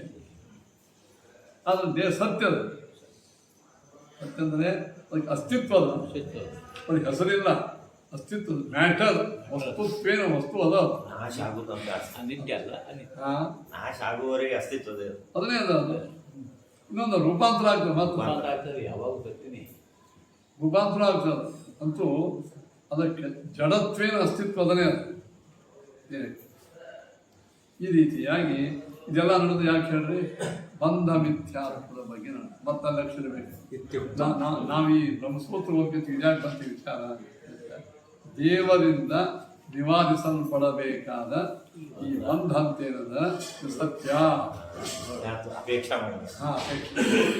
ಬಂಧ ಮಿಥ್ಯಾತ್ವ ನೈವ ಮುಕ್ತಿದ ಅಪೇಕ್ಷೆ ಅಂತೆಲ್ಲ ಆಗ್ಯದ. ಹಿಂದಿನ ಜ್ಞಾನ ಇದಕ್ಕೆ ಚಿಂತನ ಅಂತ, ಚಿಂತನ ಆದ್ರೇನೆ ಸುಧಾಗಂತ ಉಳಿದು ನಮ್ಮ ತಲೆ ಬಿಡ್ತು. ಚಿಂತನೆ ಜೊತೆಯಲ್ಲಿ ಬಂದಿತ್ತು ಅನುಮಾನದಿಂದ. ಹಾಗಾದ್ರೆ ಅನುಮಾನದಿಂದ ಸಾಧನ ಮಾಡ್ತೀವಿ. ಜಗತ್ತು ಇದು ಸತ್ಯವೂ ಅಲ್ಲ, ಮಿಥ್ಯಾನೂ ಸಸದ್ವಿಲಕ್ಷಣ ಅಂತ ಹೇಳಿ. ಸಸದ್ವಿಲಕ್ಷಣ ಅಂತಲಿಕ್ಕೆ ಜಗತ್ತಿನಾಗಿ ನೀವು ಯಾರು ಅನುಭವಕ್ಕೂ ಇಲ್ಲ. ಒಂದು ವಸ್ತು ಸತ್ಯ ಇರ್ತದೆ, ಮಿಥ್ಯ ಇರ್ತದೆ. ಅದಕ್ಕೆ ಕಾಲಾಂತರದಲ್ಲಿ ಸತ್ಯ ಮಿಥ್ಯ. ಈಗ ಈ ವಸ್ತು ಇಲ್ಲದ, ಅಲ್ಲಿಲ್ಲ, ಅಲ್ಲಿ ಅಸತ್ಯ, ಇದು ಸತ್ಯ. ಈ ಕಾಲದಾಗದ, ಮುಂದಿನ ಕಾಲದಾಗಿಲ್ಲ, ಸತ್ಯ ಅಲ್ಲ ಅಸತ್ಯ. ಒಂದೇ ವಸ್ತು ದೇಶಕಾಲ ಭೇದೇನ, ಏನು ದೇಶಕಾಲ ಒಂದೇ ಕಾಲದೊಳಗೆ ಅದೇ ದೇಶ ಅದೇ ಕಾಲದಾಗ ಒಂದೇ ವಸ್ತು ಸತ್ಯ ಆಗಂಗಿಲ್ಲ, ಇನ್ನು ಕಂಡಿಲ್ಲ. ಆದ್ದರಿಂದ ಇದು ಸಸದ್ವಿಲಕ್ಷಣ ಇಲ್ಲ. ಅನುಮಾನ ಶಿವಾದ ಪದಂ ಸಂಸದ್ವಿಲಕ್ಷಣಂ ಜ್ಞಾನಬಾಧ್ಯತ್ವ ಎಂಬ ಅನುಮಾನದಲ್ಲಿ ಪ್ರತಿಜ್ಞಾಂಶವನ್ನು ನಿರಾಕರಣೆ ಮಾಡಿರ್ತಾರೆ. ಇನ್ನು ಹೇತ್ವಂಶ ಯಾವುದು ಜ್ಞಾನಬಾಧ್ಯ ಜ್ಞಾನದಿಂದ ಬಾಧ್ಯವಾಗುವುದು. ಬಾಧ್ಯ ಅಂದರೆ ಬಾಧ್ಯ ಜ್ಞಾನದಿಂದ ನಾಶ. ಜಗತ್ತು ಜ್ಞಾನ ಬಾಧ್ಯವಾಗಿ ಅಹಂ ಬ್ರಹ್ಮಾಸ್ಮಿ ಎಂಬ ಜ್ಞಾನದಿಂದ ಬಾಧ್ಯ ಆಗಿದ್ದಾರೆ. ಅದಕ್ಕೆ ಸಸದ್ ಲಕ್ಷಣ ಅಂತ ಅವನು ಹೇಳ್ತಾರೆ. ಅದು ಜ್ಞಾನ ಬಾಧ್ಯತ್ವ ಅಂದರೆ ಜ್ಞಾನದಿಂದ ನಾಶ. ಜ್ಞಾನದಿಂದ ನಾಶ ಯಾವುದಾಗಿದೆ? ದೃಷ್ಟಾಂತ ಯಾವುದು ಬಿಟ್ಟಿದೆ. ಇದಮ್ಮ ಅಂತ ಜ್ಞಾನ ಆಯಿತು. ಜ್ಞಾನದಿಂದ ಬಾಧ್ಯ ಆಯಿತು. ಶುಕ್ತಿ ರಜತ ಅದನೋ ಇಲ್ಲ ಪ್ರಶ್ನೆ. ಶುಕ್ತಿ ರಜತಕ್ಕೆ ಅಸ್ತಿತ್ವ ಅದನೋ ಇಲ್ಲ. ಯಾವುದು ವಸ್ತು ಇಲ್ಲ ಅದು ಬಾಧ್ಯ ಹಂಗೆ ನಾಶ ಹಂಗೆ ಅದಕ್ಕೆ ಜ್ಞಾನ ಬಾಧ್ಯತ್ವದಕ್ಕೆ ಇಲ್ಲೇ ಇಲ್ಲ. ದೃಷ್ಟಾಂತದಲ್ಲಿ ಸಾಧ್ಯವಿಲ್ಲ. ಇದು ಹೇತು ಇಲ್ಲ. ಇನ್ನು ಉಲ್ಟಾ ಹೋಗ್ತದೆ. ವಿವಾದ ಪದಂ ಸದಲಕ್ಷಣಂ ಜ್ಞಾನಬಾಧ್ಯತ್ವ ಸಿಗ್ತದೆ. ಇದು ವಿಪಕ್ಷ ಯಾವುದು? ವಿಪಕ್ಷ ಅಂದರೆ ಈ ಅನುಮಾನ ಇಲ್ಲದೇ ಇದ್ದ ಜಾಗ ಯಾವುದು? ಬ್ರಹ್ಮದಲ್ಲಿ ಜ್ಞಾನಬಾಧ್ಯತ್ವನೂ ಇಲ್ಲ ಮತ್ತು ಹಿಂಗಂತ. ಆದರೆ ಜ್ಞಾನದಿಂದ ಬಾಧ್ಯವಾಗುವುದು ಅದು ಬಾಧ್ಯ ಅಂದರೆ ಏನಂತ ಅನ್ಯಥಾ ವಿಜ್ಞಾತಸ್ಯ ಸಮ್ಯಕ್ ವಿಜ್ಞಾನ. ಮೊದಲು ತಪ್ಪಾಗಿ ತಿಳಿಯಲ್ಪಟ್ಟದ್ದು ಸರಿಯಾಗಿ ಏನು ತಿಳಿಯಲ್ಪಡ್ತದ ಅದು ಬಾಧ್ಯ. ನಾ ಬ್ರಹ್ಮನನ್ನು ಮೊದಲ ಎಲ್ಲ ಈ ಬೇರೆ ಬೇರೆ ಜನರ ಉಪದೇಶ ಕೇಳಿ ಬ್ರಹ್ಮ ನಿರ್ಗುಣ ನಿರಾಕಾರ ನಿಷ್ಕ್ರಿಯ ಅಂತ ಹಿಂಗೆ ತಿಳ್ಕೊಂಡಿದ್ದ. ಅನ್ಯಥಾ ವಿಜ್ಞಾತ ಅದು ಹೆಂಗದ ಅದನ್ನು ತಪ್ಪು ತಿಳ್ಕೊಂಡಿದ್ದ. ಸಮ್ಯಕ್ ವಿಜ್ಞಾತ ಮುಂದೆ ಮಹಾನುಭಾವರ ಉಪದೇಶದಿಂದ ಅದು ಬಾಧ್ಯ. ಇಂಥ ಜ್ಞಾನ ಬಾಧ್ಯತೆ ಯಾರಿಗಂತೂ ಬ್ರಹ್ಮಗೆ ಬಂತು. ಆಮೇಲೆ ಹೇತು ವ್ಯಭಿಚಲಿತವಾಯಿ ಅಲ್ಲಿ ಸಸದ್ ಲಕ್ಷಣತ್ವ ಇಲ್ಲ. ಹೇತು ಇದ್ದಲ್ಲಿ ಸಾಧ್ಯ ಇರಬೇಕಂತದ. ಅದರ ಹೇತುವಾದಂಥ ಜ್ಞಾನ ಬಾಧ್ಯತ್ವದ ಸಸದ್ ಲಕ್ಷಣತ್ವ ಇಲ್ಲ. ಈ ಸಾಧ್ಯಾಭಾವದ ವೃತ್ತಿತ್ವ ಬಂತು. ಅದಕ್ಕಿಂತ ವ್ಯಭಿಚಾರ ಅಂತ ಅದು ಅನುಮಾನದ ದೋಷ. ದೃಷ್ಟಾಂತದಲ್ಲಿ ವಿಚಲಿತವಾಗಿದೆ. ಪಕ್ಷದಲ್ಲಿಯೂ ಇಲ್ಲ ಜ್ಞಾನ ಬಾಧ್ಯತ್ವ. ಪಕ್ಷ ಅಂದರೆ ಜಗತ್ತು. ಜಗತ್ತಿನಲ್ಲಿ ಜ್ಞಾನ ಬಾಧ್ಯತ್ವ ಎಲ್ಲಲ್ಲ ಇದೇ ಅಲ್ಲ. ಜ್ಞಾನ ನಾಶ ಇಲ್ಲ, ಜಗತ್ತಿದ್ದೇ ಇರ್ತದೆ. ಬ್ರಹ್ಮಜ್ಞಾನ ಆದರೂ ಕೂಡ ಜಗತ್ತಿದ್ದೇ ಇರ್ತದೆ. ಅದಕ್ಕೆ ಕಾರಣ ಅಸಿದ್ಧ. ಇನ್ನು ನಮ್ಮ ಪ್ರಕಾರವಾಗಿ ಜ್ಞಾನ ಅವ್ರ ವಿಲಕ್ಷಣ ಈ ಬಾಧ್ಯತ್ವದ ಪರಿಷ್ಕಾರ ನಮಗೆ ಒದಗಿದ್ದೇನೆ. ಜ್ಞಾನ ಬಾಧ್ಯತ್ವ ಜ್ಞಾನದಿಂದ ಯಾವುದು ಬಾಧ್ಯವಾದದ್ದಂದ್ರೆ ತಪ್ಪಾಗಿ ತಿಳಿಯಲ್ಪಟ್ಟದ್ದು ಸರಿಯಾಗಿ ತಿಳಿಯಲ್ಪಟ್ಟಂತೆ ಬಾಧ್ಯ. ಜಗತ್ತಿನಲ್ಲಿ ಅದು ಮತ್ತು ಜಗತ್ತು ಸುಳ್ಳು ಅಂತ ತಿಳ್ಕೊಂಡಿದ್ವಿ, ಈಗ ಸರಿ ಅಂತ ತಿಳ್ಕೊಂಡಿದ್ವಿ. ಜ್ಞಾನ ಬಾಧ್ಯ ಅದು ಸಸದ್ ಲಕ್ಷಣತ್ವ ಅದಿಲ್ಲ. ಏನು ಅಲ್ಲಿ ವಿಕ್ಷೇಪವಾಯಿತು. ಇದು ಜಗತ್ತಿನಲ್ಲಿ ಜ್ಞಾನ ಬಾಧ್ಯತ್ವದ ಸಸದ್ ಲಕ್ಷಣತ್ವ ಇಲ್ಲ, ವಿಚಾರ. ಹೀಗೆ ನಿಮ್ಮ ಸಪಕ್ಷ ಸಪಕ್ಷ ಇದು ಶುಕ್ತಿ ಅಲ್ಲ ಶಿಕ್ಷಾ ಶುಕ್ತಿ ರಜತ ಅದೇ ಸಪಕ್ಷ. ವಿಪಕ್ಷ ಬ್ರಹ್ಮ, ಪಕ್ಷ ಜಗತ್ತು. ಮೂರು. ಈ ಹೇತು ಏನಿರಬೇಕು? ಪಕ್ಷದಲ್ಲಿ ಸಪಕ್ಷದಲ್ಲಿ ಇರಬೇಕು, ವಿಪಕ್ಷದಲ್ಲಿ ಇರಬಾರ್ದು. ಅದು ಜ್ಞಾನ ಬಾಧ್ಯತ್ವ ವಿಪಕ್ಷವಾದ ಬ್ರಹ್ಮದಲ್ಲಿ ಬಂತು. ಅದರಲ್ಲಿ ಸಸದ್ ಲಕ್ಷಣತ್ವ ಇಲ್ಲ. ಜಗತ್ತು ಪಕ್ಷ ಅಲ್ಲಿ ಜ್ಞಾನ ಬಾಧ್ಯತ್ವ ಅದ. ನಮ್ಮ ಪ್ರಕಾರ ಹೆಂಗದ ಹೇಳೋದು? ಮೊದಲು ಮಿಥ್ಯಾ ಅಂತ ತಿಳ್ಕೊಂಡಿರ್ತೀವಿ, ಈ ಸತ್ಯ ತಿಳ್ಕೊತೀವಿ. ಜ್ಞಾನ ಬಾಧ್ಯ ಆಯ್ತಿಲ್ಲ, ಸಸದ್ ಲಕ್ಷಣತ್ವದಲ್ಲಿಲ್ಲ. ಹೇತು ಅನೇಕಾಂತಿಕ ವಿಚಾರ. ಹೀಗೆಲ್ಲ ನಿನ್ನೆಯವನಿಗೆ ನಡೆದಿತ್ತು. ಹಾಗಾದ್ರೆ ಒಬ್ಬಾತ ಏನು ಮಾಡ್ತಾನಂದ್ರೆ ಏನು ಒಟ್ಟಾರೆ ನಮಗೆ ಈ ದೃಷ್ಟಾಂತವೇ ಗದ್ದೆ ಮಾಡ್ಕೊತಾರೆ. ಏನು ದೃಷ್ಟಾಂತ ಯಾವುದು? ಇದು ಈ ಶುಕ್ತಿ ರಜತದ ಬಗ್ಗೆ ಅಂದರೆ ಜಗತ್ತಿನ ಬಗ್ಗೆ ಅಂತ ಅಂದ್ಬಿಟ್ಟಿರ್ಬೇಕಾದ್ರೆ ಈ ಇತರ ಮತೀಯರ ಅಭಿಪ್ರಾಯ ಅಂದರೆ ಈಗೇನೀಗ ಅಜ್ಞಾನದ ಬಗ್ಗೆ ಅಭಿಪ್ರಾಯಗಳೇನು? ಭ್ರಾಂತಿಯ ಬಗ್ಗೆ. ಭ್ರಾಂತಿ ಅಂತ ಅಂತೀರಿ. ಈ ಭ್ರಾಂತಿ ಯಾವುದೀಗ? ಶುಕ್ತಿ ರಜತ, ಶಿಂಪಿ ತೋರುವ ಬೆಳ್ಳಿ. ಇದು ಬೇರೆ ಬೇರೆ ಮತೀಯರು ಇದಕ್ಕೇನಂತ ಬರೀ ದ್ವೈತಾದ್ವೈತ ಅಷ್ಟೇ ಬೇಡ. ಬೇರೆಯವರು ಈ ಬೆಳ್ಳಿ ತೋರುವ ಶಿಂಪಿ ತೋರುವ ಬೆಳ್ಳಿ ಸತ್ಯ ಅಂತಾರೋ, ಮಿಥ್ಯಾ ಅಂತಾರೋ, ಸಹಸ್ರ ಅಂತಾರೋ, ಏನಂತಾರೆ ಅದು ಬೇರೆ ಅಂತಂದ್ರೆ ಅಲ್ಲೇ 5 ಮತಗಳನ್ನು ವಿಮರ್ಶೆ ಮಾಡಿ ನೋಡಿ. ಇಲ್ಲಿ ನಡೆದದ್ದು ಮುಕ್ತಿಯ ವಿಚಾರ, ಬಂಧದ ವಿನಾಶ ವಿಚಾರ. ಬಂಧ ಅಂದರೆ ಮಿಥ್ಯ, ಅದನ್ನು ಮಿಥ್ಯಾಭೂತ ಬಂಧ ನಿರಾಕರ ಅದ್ವೈತಿಗಳು ಹೇಳ್ತಾರೆ. ಸತ್ಯ ಅಂತ ನಾವಂತೀವಿ. ದೃಷ್ಟಾಂತ ಹೇಗೆ ಕೊಡ್ತಾರ? ಶುಕ್ತಿನ ಹೇಳ್ತಾರೆ. ಶುಕ್ತಿನ ತೋರುವ ಏನು ಬೆಳ್ಳಿರ್ತದ ಅದು ಏನದ ಸಂಸದ್ ವಿಲಕ್ಷಣ ಅಂತ ಹೇಳಿದ್ರು. ಇಲ್ಲಿ ಅನ್ಯಥಾ ಖ್ಯಾತಿ ಒಟ್ಟಾರೆ 5 ಅಖ್ಯಾತಿವಾದಿಗಳಿದ್ದಾರೆ.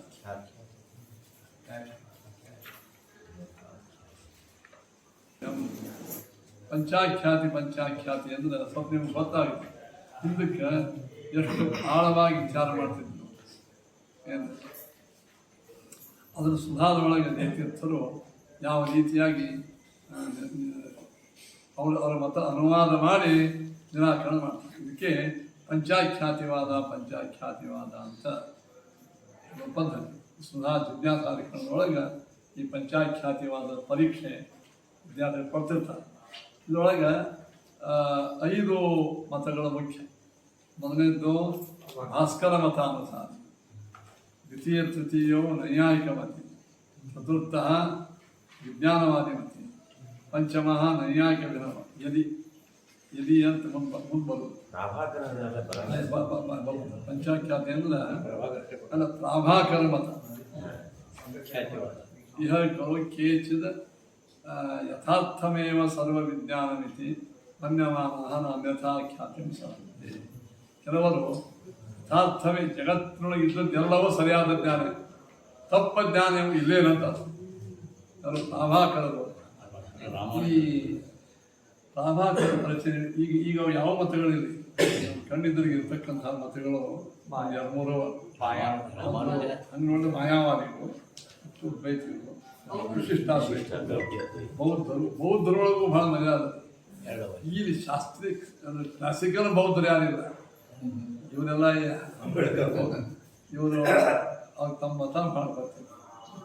ಅವರಿಗೆ ಬೌದ್ಧ ಸಿದ್ಧಾಂತ ಅಂತ ಏನದಲ್ಲ, ಇದಕ್ಕೇನು ಪ್ರಾಯ ಆ ಬೌದ್ಧ ಸಿದ್ಧಾಂತವನ್ನು ಇವತ್ತು ವಾದ ಮಾಡೋದು ಇರುವ ನಮ್ಮಲ್ಲಿದ್ದಾರೆ, ವಿದ್ಯಾರಾಗಿದ್ದಾರೆ. ಪ್ರಾಯ ಭಾಳ ಮಂದಿ ಬೌದ್ಧರಿಗೆ ಹೆಂಗೆ ಭಾಳ ಮಂದಿ ಅದ್ವೈತಿಗಳಿಗೆ ಅದ್ವೈತ ಸಿದ್ಧಾಂತ ಬರ್ತದೆ. ಅವ್ರಿಗೆ ಪಾಪ ಬ್ರಹ್ಮಸತ್ಯಂ ಜಗನ್ಮಿಥ್ಯ ಅಂದ್ರೆ ಬ್ರಹ್ಮಸತ್ಯ ಜಗತ್ತೆಲ್ಲ ಅನಿತ್ಯ ಅಸಾಧ ಅಂತ ಹಿಂಗೆ ಅದು ಮಿಥ್ಯ ಅಂದ್ರೆ ಹಿಂಗೆ ತಿಳ್ಕೊಂಡಿರೋ ಅವರು. ಅದೇ ಅನಿತ್ಯ ಅಸಾಧ ನಮ್ಮ ಆಚಾರ ಬರೋಬ್ಬರ ಹೇಳ್ಯಾರ, ತಪ್ಪಿರೋದ. ಜಗತ್ತೆಲ್ಲ ಅನಿತ್ಯ ಅಂದ್ರೆ ನಮ್ಮ ತಕರಾರು ಏನಂತ ಹೇಳ್ತೀವಿ. ಅದಕ್ಕೆ ಅಸ್ತಿತ್ವವೇ ಇಲ್ಲ ಅಂತ ಏನಂತಾರೆ ಮುಂದೆ ಶುರುವಾಗಿ ಇರಲಿ.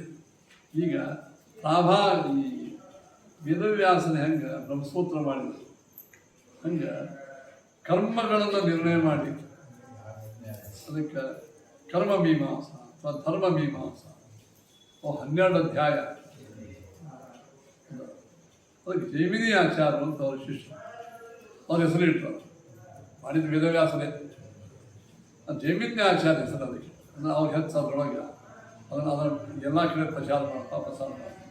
ಅಲ್ಲಿ ಹೇಳಿದ ಮುಖ್ಯ ಏನಂದ್ರೆ ಈ ನಿಮ್ಮ ಜ್ಞಾನ ಶುದ್ಧ ಆಗಬೇಕಾದ್ರೆ ಕರ್ಮಗಳಲ್ಲಿ ಆ ಕರ್ಮಗಳ ಶುದ್ಧಿಗಾಗಿ ಕರ್ಮ ನಿರ್ಣಯ, ಇದು ಕರ್ಮ, ಇದು ಧರ್ಮ ನಿರ್ಣಯ.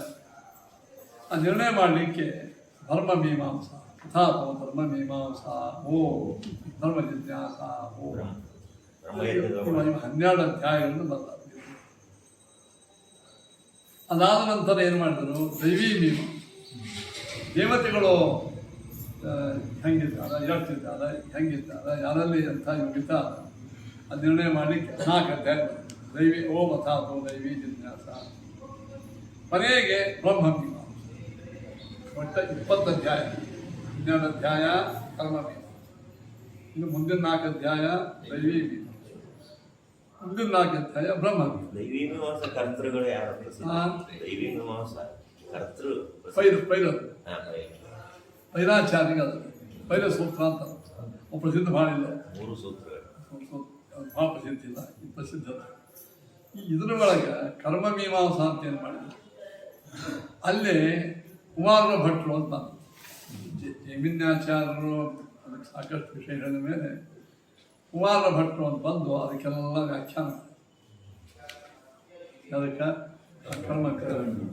ಆ ಕುಮಾರ ಭಟ್ರು ಒಳ್ಳೆ ವೇದವನ್ನು ನಂಬೋ ವೈದಿಕ ವೇದ ಸಿದ್ಧಾಂತ ದುರಂತ ಅಂದ್ರೆ ಅವರಿಗೆ ಈ ಪರಬ್ರಹ್ಮನೆಂಬುವಂತಹ ಒಂದು ಸರ್ವೋತ್ತಮ ವಸ್ತು ಒಪ್ಪಾಗಿದೆ. ದೇವತೆಗಳಿದ್ದಾಗ ಸ್ವರ್ಗ ನರಕಾದಿಗಳಲ್ಲ, ಇಲ್ಲಿ ಕಿತ್ತು ಚಲೋ ಉಪವಾಸ ಅಲ್ಲ. ನಾವಿಲ್ಲೆಲ್ಲ ಯಜ್ಞ ಯಾಗ ಹೋಮ ಹವನ ಮಾಡಿದ್ರೆ ಅವ್ರು ನಮಗೆ ಫಲ ಕೊಡ್ತಾರೆ. ಅಲ್ಲಿ ಹೋಗಿ ಬರೋದು ಮತ್ತೆ ಇಲ್ಲೇ ಬರೋದು. ಹಿಂಗೆ ಅತ್ಯಂತಿಕವಾದಂಥ ಮೋಕ್ಷ ಅಂತ ಏನದ ಅವರಲ್ಲಿ ಇಲ್ಲಂತೆ, ಇಲ್ಲ ಪ್ರಾಯನೇ ಮೋಕ್ಷದ ಬಗ್ಗೆ ಅಷ್ಟು ಹೇಳ್ಕೊಂಡು ಇದೇ ಹೇಳೋದು. ಅದ ಕಾರಣ ಕರ್ಮವೇ ಪ್ರಧಾನ, ಯಜ್ಞ ಯಾಗಾದಿಗಳೇ ಪ್ರಧಾನ ಅಂತ ಬ್ರಹ್ಮ ಜ್ಞಾನ ಮೋಕ್ಷ ಇವೆಲ್ಲ ಸುಪ್ರೀಂ ಪವರು. ಅದು ಸಾಮಾನ್ಯ ದೇವತೆಗಳಿದ್ದ, ಆ ದೇವತೆಗಳ ಪ್ರೀತ್ಯತ್ವ ಯಜ್ಞ ಯಾಗಾದಿಗಳು ಮಾಡ್ತಾರೆ. ಅದಕ್ಕಾಗಿ ವೇದ ಮಂತ್ರಗಳು ಅದನ್ನ ಮಾಡ್ತಾರೆ. ಅದು ನೀವು ಏನೀಗ ಎಲ್ಲರನ್ನೂ ಮೀರಿರ್ತಕ್ಕಂಥ ಪರಬ್ರಹ್ಮ ಶಕ್ತಿ ಏನು ಹೇಳಿದ್ರು ಅದಕ್ಕೆ ಅರ್ಥ ಬೇರೆ. ಹಿಂಗೆ ವಾದ ಮಾಡೋರು ಯಾರು? ಅದೇ ಜೈಮಿನಿ ಜೈಮಿನಿ ಅಂತ ಹೇಳಿಲ್ಲ, ನೀವು ಹಿಂಗೆ ಇವ್ರು ಹಿಂಗೆ ತಿಳ್ಕೊಂಡಾರ. ಅದಕ್ಕೆ ಕುಮಾರ ಭಟ್ರು ಅದನ್ನು ಅವ್ರು ಎಷ್ಟು ವೇದದ ಬಗ್ಗೆ ಅವ್ರಿಗೆ ವಿಶ್ವಾಸ ಇತ್ತಂದ್ರೆ ಅವರು ಸ್ವಲ್ಪ ಶಂಕರಾಚಾರ್ಯಕ್ಕಿಂತ ಮೊದಲಿತ್ತು. ಅವರಿಗೆ ಗಂಟಾಗ್ಯದಂತ ಅವರಿಗೆ ಬೌದ್ಧರದ ಹಾಡು ಬಹಳ ಆಗಿತ್ತು. ಬೌದ್ಧರು ಎಲ್ಲರೂ ವೇದಗಳನ್ನು ನಿಂದ ಮಾಡ್ತಾರೆ, ವೇದ ಯಜ್ಞ ಯಾಗಾದಿಗಳನ್ನು ನಿಂದಿಸ್ತಾರೆ. ಸ್ವಲ್ಪ ನೋಡಿ ಎಲ್ಲ ಮತಗಳಿಗೆ ರಾಜಾಶ್ರಯ ಶಕ್ತಿಯನ್ನು ದಬ್ಬಾಳಿಕೆ ಮಾಡೋರೆ. ಆದರೆ ಒಂದು ವೈದಿಕ ಮತ ಎಂದು ದಬ್ಬಾಳಿಕೆ ಮಾಡಿದೆ. ರಾಜಾಶ್ರಯ ಪಡೆದು ಈ ಕನ್ವರ್ಷನ್ ಎದುರು ಆಗಿದೆ. ಉಲ್ಟಾಗಿ ಗೊತ್ತ ನಮ್ಮಲ್ಲಿ ಸ್ಫೂರ್ತಿ ಭಾಳ, ನಮ್ಮಲ್ಲಿ ಶಾಸೋದು ಭಾಳ. ನೀ ಕರೆ ವೈದ್ಯಕಿದೆಯಲ್ಲೋ, ಸಿಕ್ಕಾಬಿಟ್ಟೆ ಇಲ್ಲೋ, ಇನ್ನೊಬ್ಬ ಹಾಕೊಂಡಿಲ್ಲೋ, ಮನೆಗೆ ಮಾಡ್ತೇವೆ ಇಲ್ಲೋ, ಇಲ್ಲ ನಡೀತಿ ಹೊರಗಡೆ ಅದು ನಮ್ಮಲ್ಲಿ ಉಲ್ಟಾ. ಇದ್ದ ವಸ್ತುಗಳನ್ನೇ ರಿಫೈಂಡ್ ಮಾಡಲಿಕ್ಕೆ ಹೋಗಿ ಅದನ್ನೇನು ಮಾಡೋದು ಶುದ್ಧವಾಗಿ ಪ್ರಯತ್ನ. ಇದು ಉಲ್ಟಾ ನೀ ಹೆಂಗೆ ಇರುವ ನಮ್ಮ ಮತ, ಆ ಮತವನ್ನು ಬೆಳೆಸೋದು ಅವಾಗ ಆ ಮತದ ಹೆಸರಲ್ಲೇ ರಾಜ್ಯವನ್ನು ಕಟ್ಟೋದು, ಅದು ಇನ್ನೊಂದು ಪ್ರಜೆಗಳ ಮೇಲೆ ಆಕ್ರಮಣ ಮಾಡೋದು. ಈಗ ನಡೆದವಲ್ಲ ಈ ಧರ್ಮದ ಹೆಸರಲ್ಲೇ ರಾಷ್ಟ್ರವನ್ನು ಕೇಳಿದ್ರು ಏನಾಗೋಯ್ತು. ಆದ್ದರಿಂದ ಧರ್ಮ ಯಾವಾಗಲೂ ಅದು ಆತ್ಮಸಾಕ್ಷಾತ್ಕಾರಕ್ಕೆ ಉಪಯೋಗ ಬೀಳಬೇಕೆ ಹೊರತು ಲೌಕಿಕವಾದ ರಾಜ್ಯ ಕಟ್ಟಲಿಕ್ಕೆ ಉಪಯೋಗ ಬೀಳೋದು. ಹಂಗೆ ಯಾವ ಧರ್ಮಗಳು ಬಂದಾವಲ್ಲ ಭಾಳ ನಮ್ಮದೇ ನಾಶ. ಆರಂಭದಲ್ಲಿ ಸ್ವಲ್ಪ ಈಗ ಅಶೋಕ ಬೌದ್ಧ ಧರ್ಮವನ್ನು ಸ್ವೀಕಾರ ಮಾಡ್ದ ಅಂತ ಹೇಳ್ತಾರೆ. ಅವನ ಮೇಲೆ ಅವೇನು ಬಹಳ ದಬ್ಬಾಳಿಕೆ ಮಾಡಲಿಲ್ಲ. ಅವನ ಬೆಂಬಲಿಗರು ಏನು ಮಾಡಿದ್ರು, ವೈದಿಕ ಧರ್ಮದವರು ಓಡಿಸೋದು ಎಲ್ಲ ಮಾಡಿದ್ರು. ಆ ಸಂದರ್ಭದಲ್ಲಿ ಕುಮಾರನ ಭಟ್ರು ಅಂತಿದ್ರು. ಆ ಕುಮಾರನ ಭಟ್ರು ಅವರು ಸನಾತನ ವೈದಿಕ ಧರ್ಮವನ್ನು ಒಪ್ಪಿಸೋರು. ವಿಷ್ಣು ಪಾಲನೆ ಹೋಗ್ತಿದ್ದಿಲ್ಲ, ದೇವತೆಗಳಿದ್ದಾಗ ಸ್ವರ್ಗದ ಇಷ್ಟ ಇರಲಿ ಅಂತೂ ಇದೆಲ್ಲ ವೇದ ಹೇಳೋದ. ಆ ವೇದ ಪೌರುಷೇಯ ನಿರ್ದೋಷ ವೇದ ಹೀಗೆಲ್ಲ ಹೇಳೋದು. ಬೌದ್ಧರದ ಆಕ್ರಮಣ ಭಾಳ ಅದು ಕೂಡ ಎಲ್ಲ ಕಡೆಗೆ ಅವರೇ ಏನು ಹೇಳ್ತಾರೆ ಬೌದ್ಧರು ನೋಡ್ಬೇಕಂತ, ಅವರಿಂದೇ ಪಾಠ ಕೇಳಬೇಕಂತ ಇವರು ಬೌದ್ಧರ ವೇಷ ಹಾಕ್ಕೊಂಡು ಕುಮಾರನ ಭಟ್ರು ಬೌದ್ಧರ ಪಾಠಶಾಲೆ ಒಳಗೆ ವಿದ್ಯಾರ್ಥಿಯಾಗಿ ಹೋಗ್ತಾರೆ. ಅವ್ರು ಬೌದ್ಧ ಗುರುಗಳು ವೇದವನ್ನು ಬೈತಿದ್ರು, ಅಂತಿದ್ರು ಕಣ್ಣ ನೀರು ಬಂತು. ನೀ ಕಣ್ಣ ನೀರು ಬರ್ತಾವನು ಏನು ವೈದಿಕ ನೀವು ಪಾಠ ಹೇಳಿದೆ ಏನಿಲ್ಲ, ನೀ ಯಾರಿದ್ದಿ ಖರೆ. ಅವರು ಅಧ್ಯಯನ ಮಾಡಿದ್ರು ಬೌದ್ಧ ಸಿದ್ಧಾಂತ ಖಂಡನ ಮಾಡಬೇಕಾದ್ರೆ ಬೌದ್ಧ ಓದಬೇಕಾದ್ರೆ ಅದು ಏನು ಇವಾಗ ಅವ್ರು ಏನು ಹೇಳ್ತಾರ ಚೆನ್ನಾಗಿ ಅಧ್ಯಯನ ಮಾಡಿದ್ರು. ಕೊನೆಯ ಭಾಗಕ್ಕೆ ನೀವು ವೈದಿಕ ಅಂತ ಬರ್ತಾರೆ, ನಡೆ ಭಾಗಗಳೇ ಹಂಗೆ ಹಾಕಿ ಮಾಡಿ. ಅವಾಗ ಅವ ಅಲ್ಲಿ ರಾಜ ಇದ್ದ, ಅವ ಬೌದ್ಧ ಇದ್ದ. ಅವ್ನು ಹೋಗಿ ಹೇಳ್ತೀನಿ ನಾವು ಹೊರಗೆ ಹಾಕ್ತಾರೆ. ಅವ್ರ ಮತ್ತೆ ಬೌದ್ಧ ಮತವನ್ನು ನಂಬಂಗಿಲ್ಲ, ಹೆಂಗೆ ಮಾಡೋದು? ಇಲ್ಲ ನಾನು ವೈದಿಕ, ನಾವು ವೇದವನ್ನು ನಂಬವ. ವೇದವನ್ನು ನಂಬ ಅಂದ್ರೆ ಮತ್ತು ಬೈದಿಕತ್ತಾರ, ನಾವು ಉತ್ತರ ಕೊಟ್ಟು ಕೊಡ್ತೀಯ ವಾದ ಹಾಕ್ತೀಯ. ವಾದ ವೇದವೇ ಪ್ರಮಾಣ ಅಂತ ವಾದ.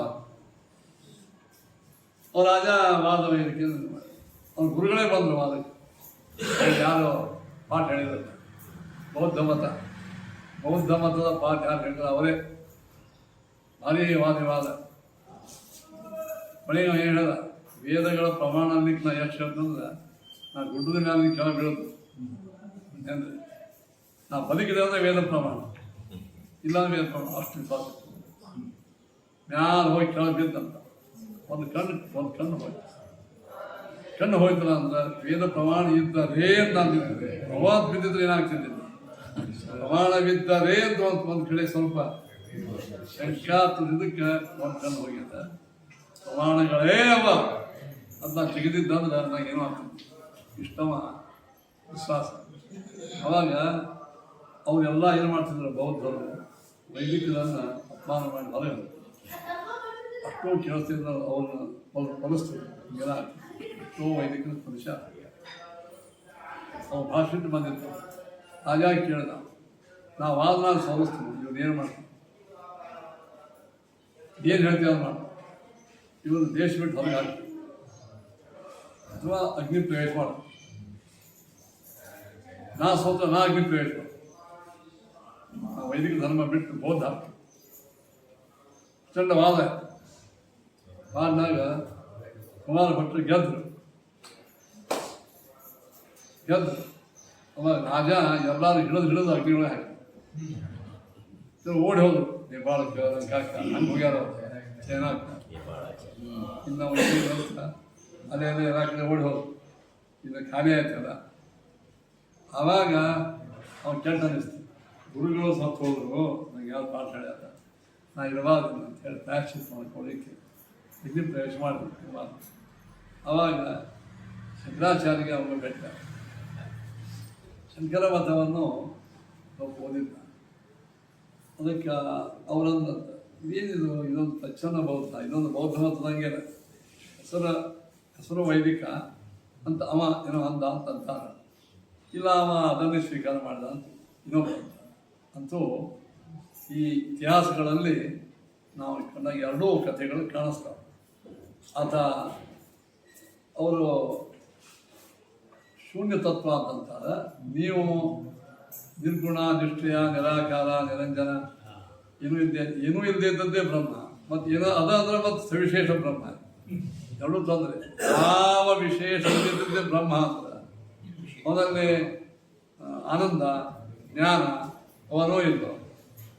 ಆನಂದ ಜ್ಞಾನಾದಿಗಳು ಸತ್ಯನೋ ಮಿಥ್ಯನೋ ಬರೋದಿಲ್ಲ. ಮಿಥ್ಯ ಅಂದರೆ ಏನೂ ಇಲ್ಲ ಅಂತ, ಏನೂ ಇಲ್ಲ ಅಂದರೆ ಶೂನ್ಯ ಆಗ್ತದೆ. ಹಿಂಗೆ ಅದು ವಾದವಿವಾದಗಳ ಅದು ಒಪ್ಪಿಲ್ಲ ಅಂತ ಅವನು ಒಪ್ಪಿಲ್ಲ ಅಂತ ಹೇಳೋದು ಅಂತೂ ಕುಮಾರ ಭಟ್ಟರು ಮಾಡಿದ್ದು ಮೀಮಾಂಸ. ಅವರು ಶಿಷ್ಯವಾದ ಪ್ರಾಭಾಕರ ಅಂತಿದ್ದ. ಯಾರು? ಕುಮಾರ ಭಟ್ಟ. ಅವ ಆ ಮತದ ಒಳಗೆ ಸ್ವಲ್ಪ ಗುರುಗಳಿಗೆ ಅವಾಗ ಭಿನ್ನಾಭಿಪ್ರಾಯ ಇದ್ದಾರೆ ಕೆಲವು ವಿಷಯ. ಹೀಗಾಗಿ ಅವರೊಳಗೆ ಮತ್ತೆ ಯಾರು ಹೆಂಗೆ ನಮ್ಮಲ್ಲಿ ಉತ್ತರಾಯಣ ಮಠ ರಾಜಮಠ ಅಂತ ಮಾತಾಡ್ತಾರೆ ಹಂಗೆ ಅವರೊಳಗೇನೆ ಸ್ವಲ್ಪ ಭಿನ್ನಾಭಿಪ್ರಾಯಗಳು ಬಂತು. ಅದಕ್ಕೆ ಪ್ರಾಭಾಕರ ಮತ, ಭಾಟ್ಟ ಮತ. ಭಾಟ್ಟ ಮತ ಅಂದ್ರೆ ಕುಮಾರ ಭಟ್ಟ, ಪ್ರಾಭಾಕರ ಅವನ ಶಿಷ್ಯನ. ಇನ್ನು ಕೆಲವರು ಅವನಿಗೆ ಗುರುದ್ರೋಹಿ ಮತ.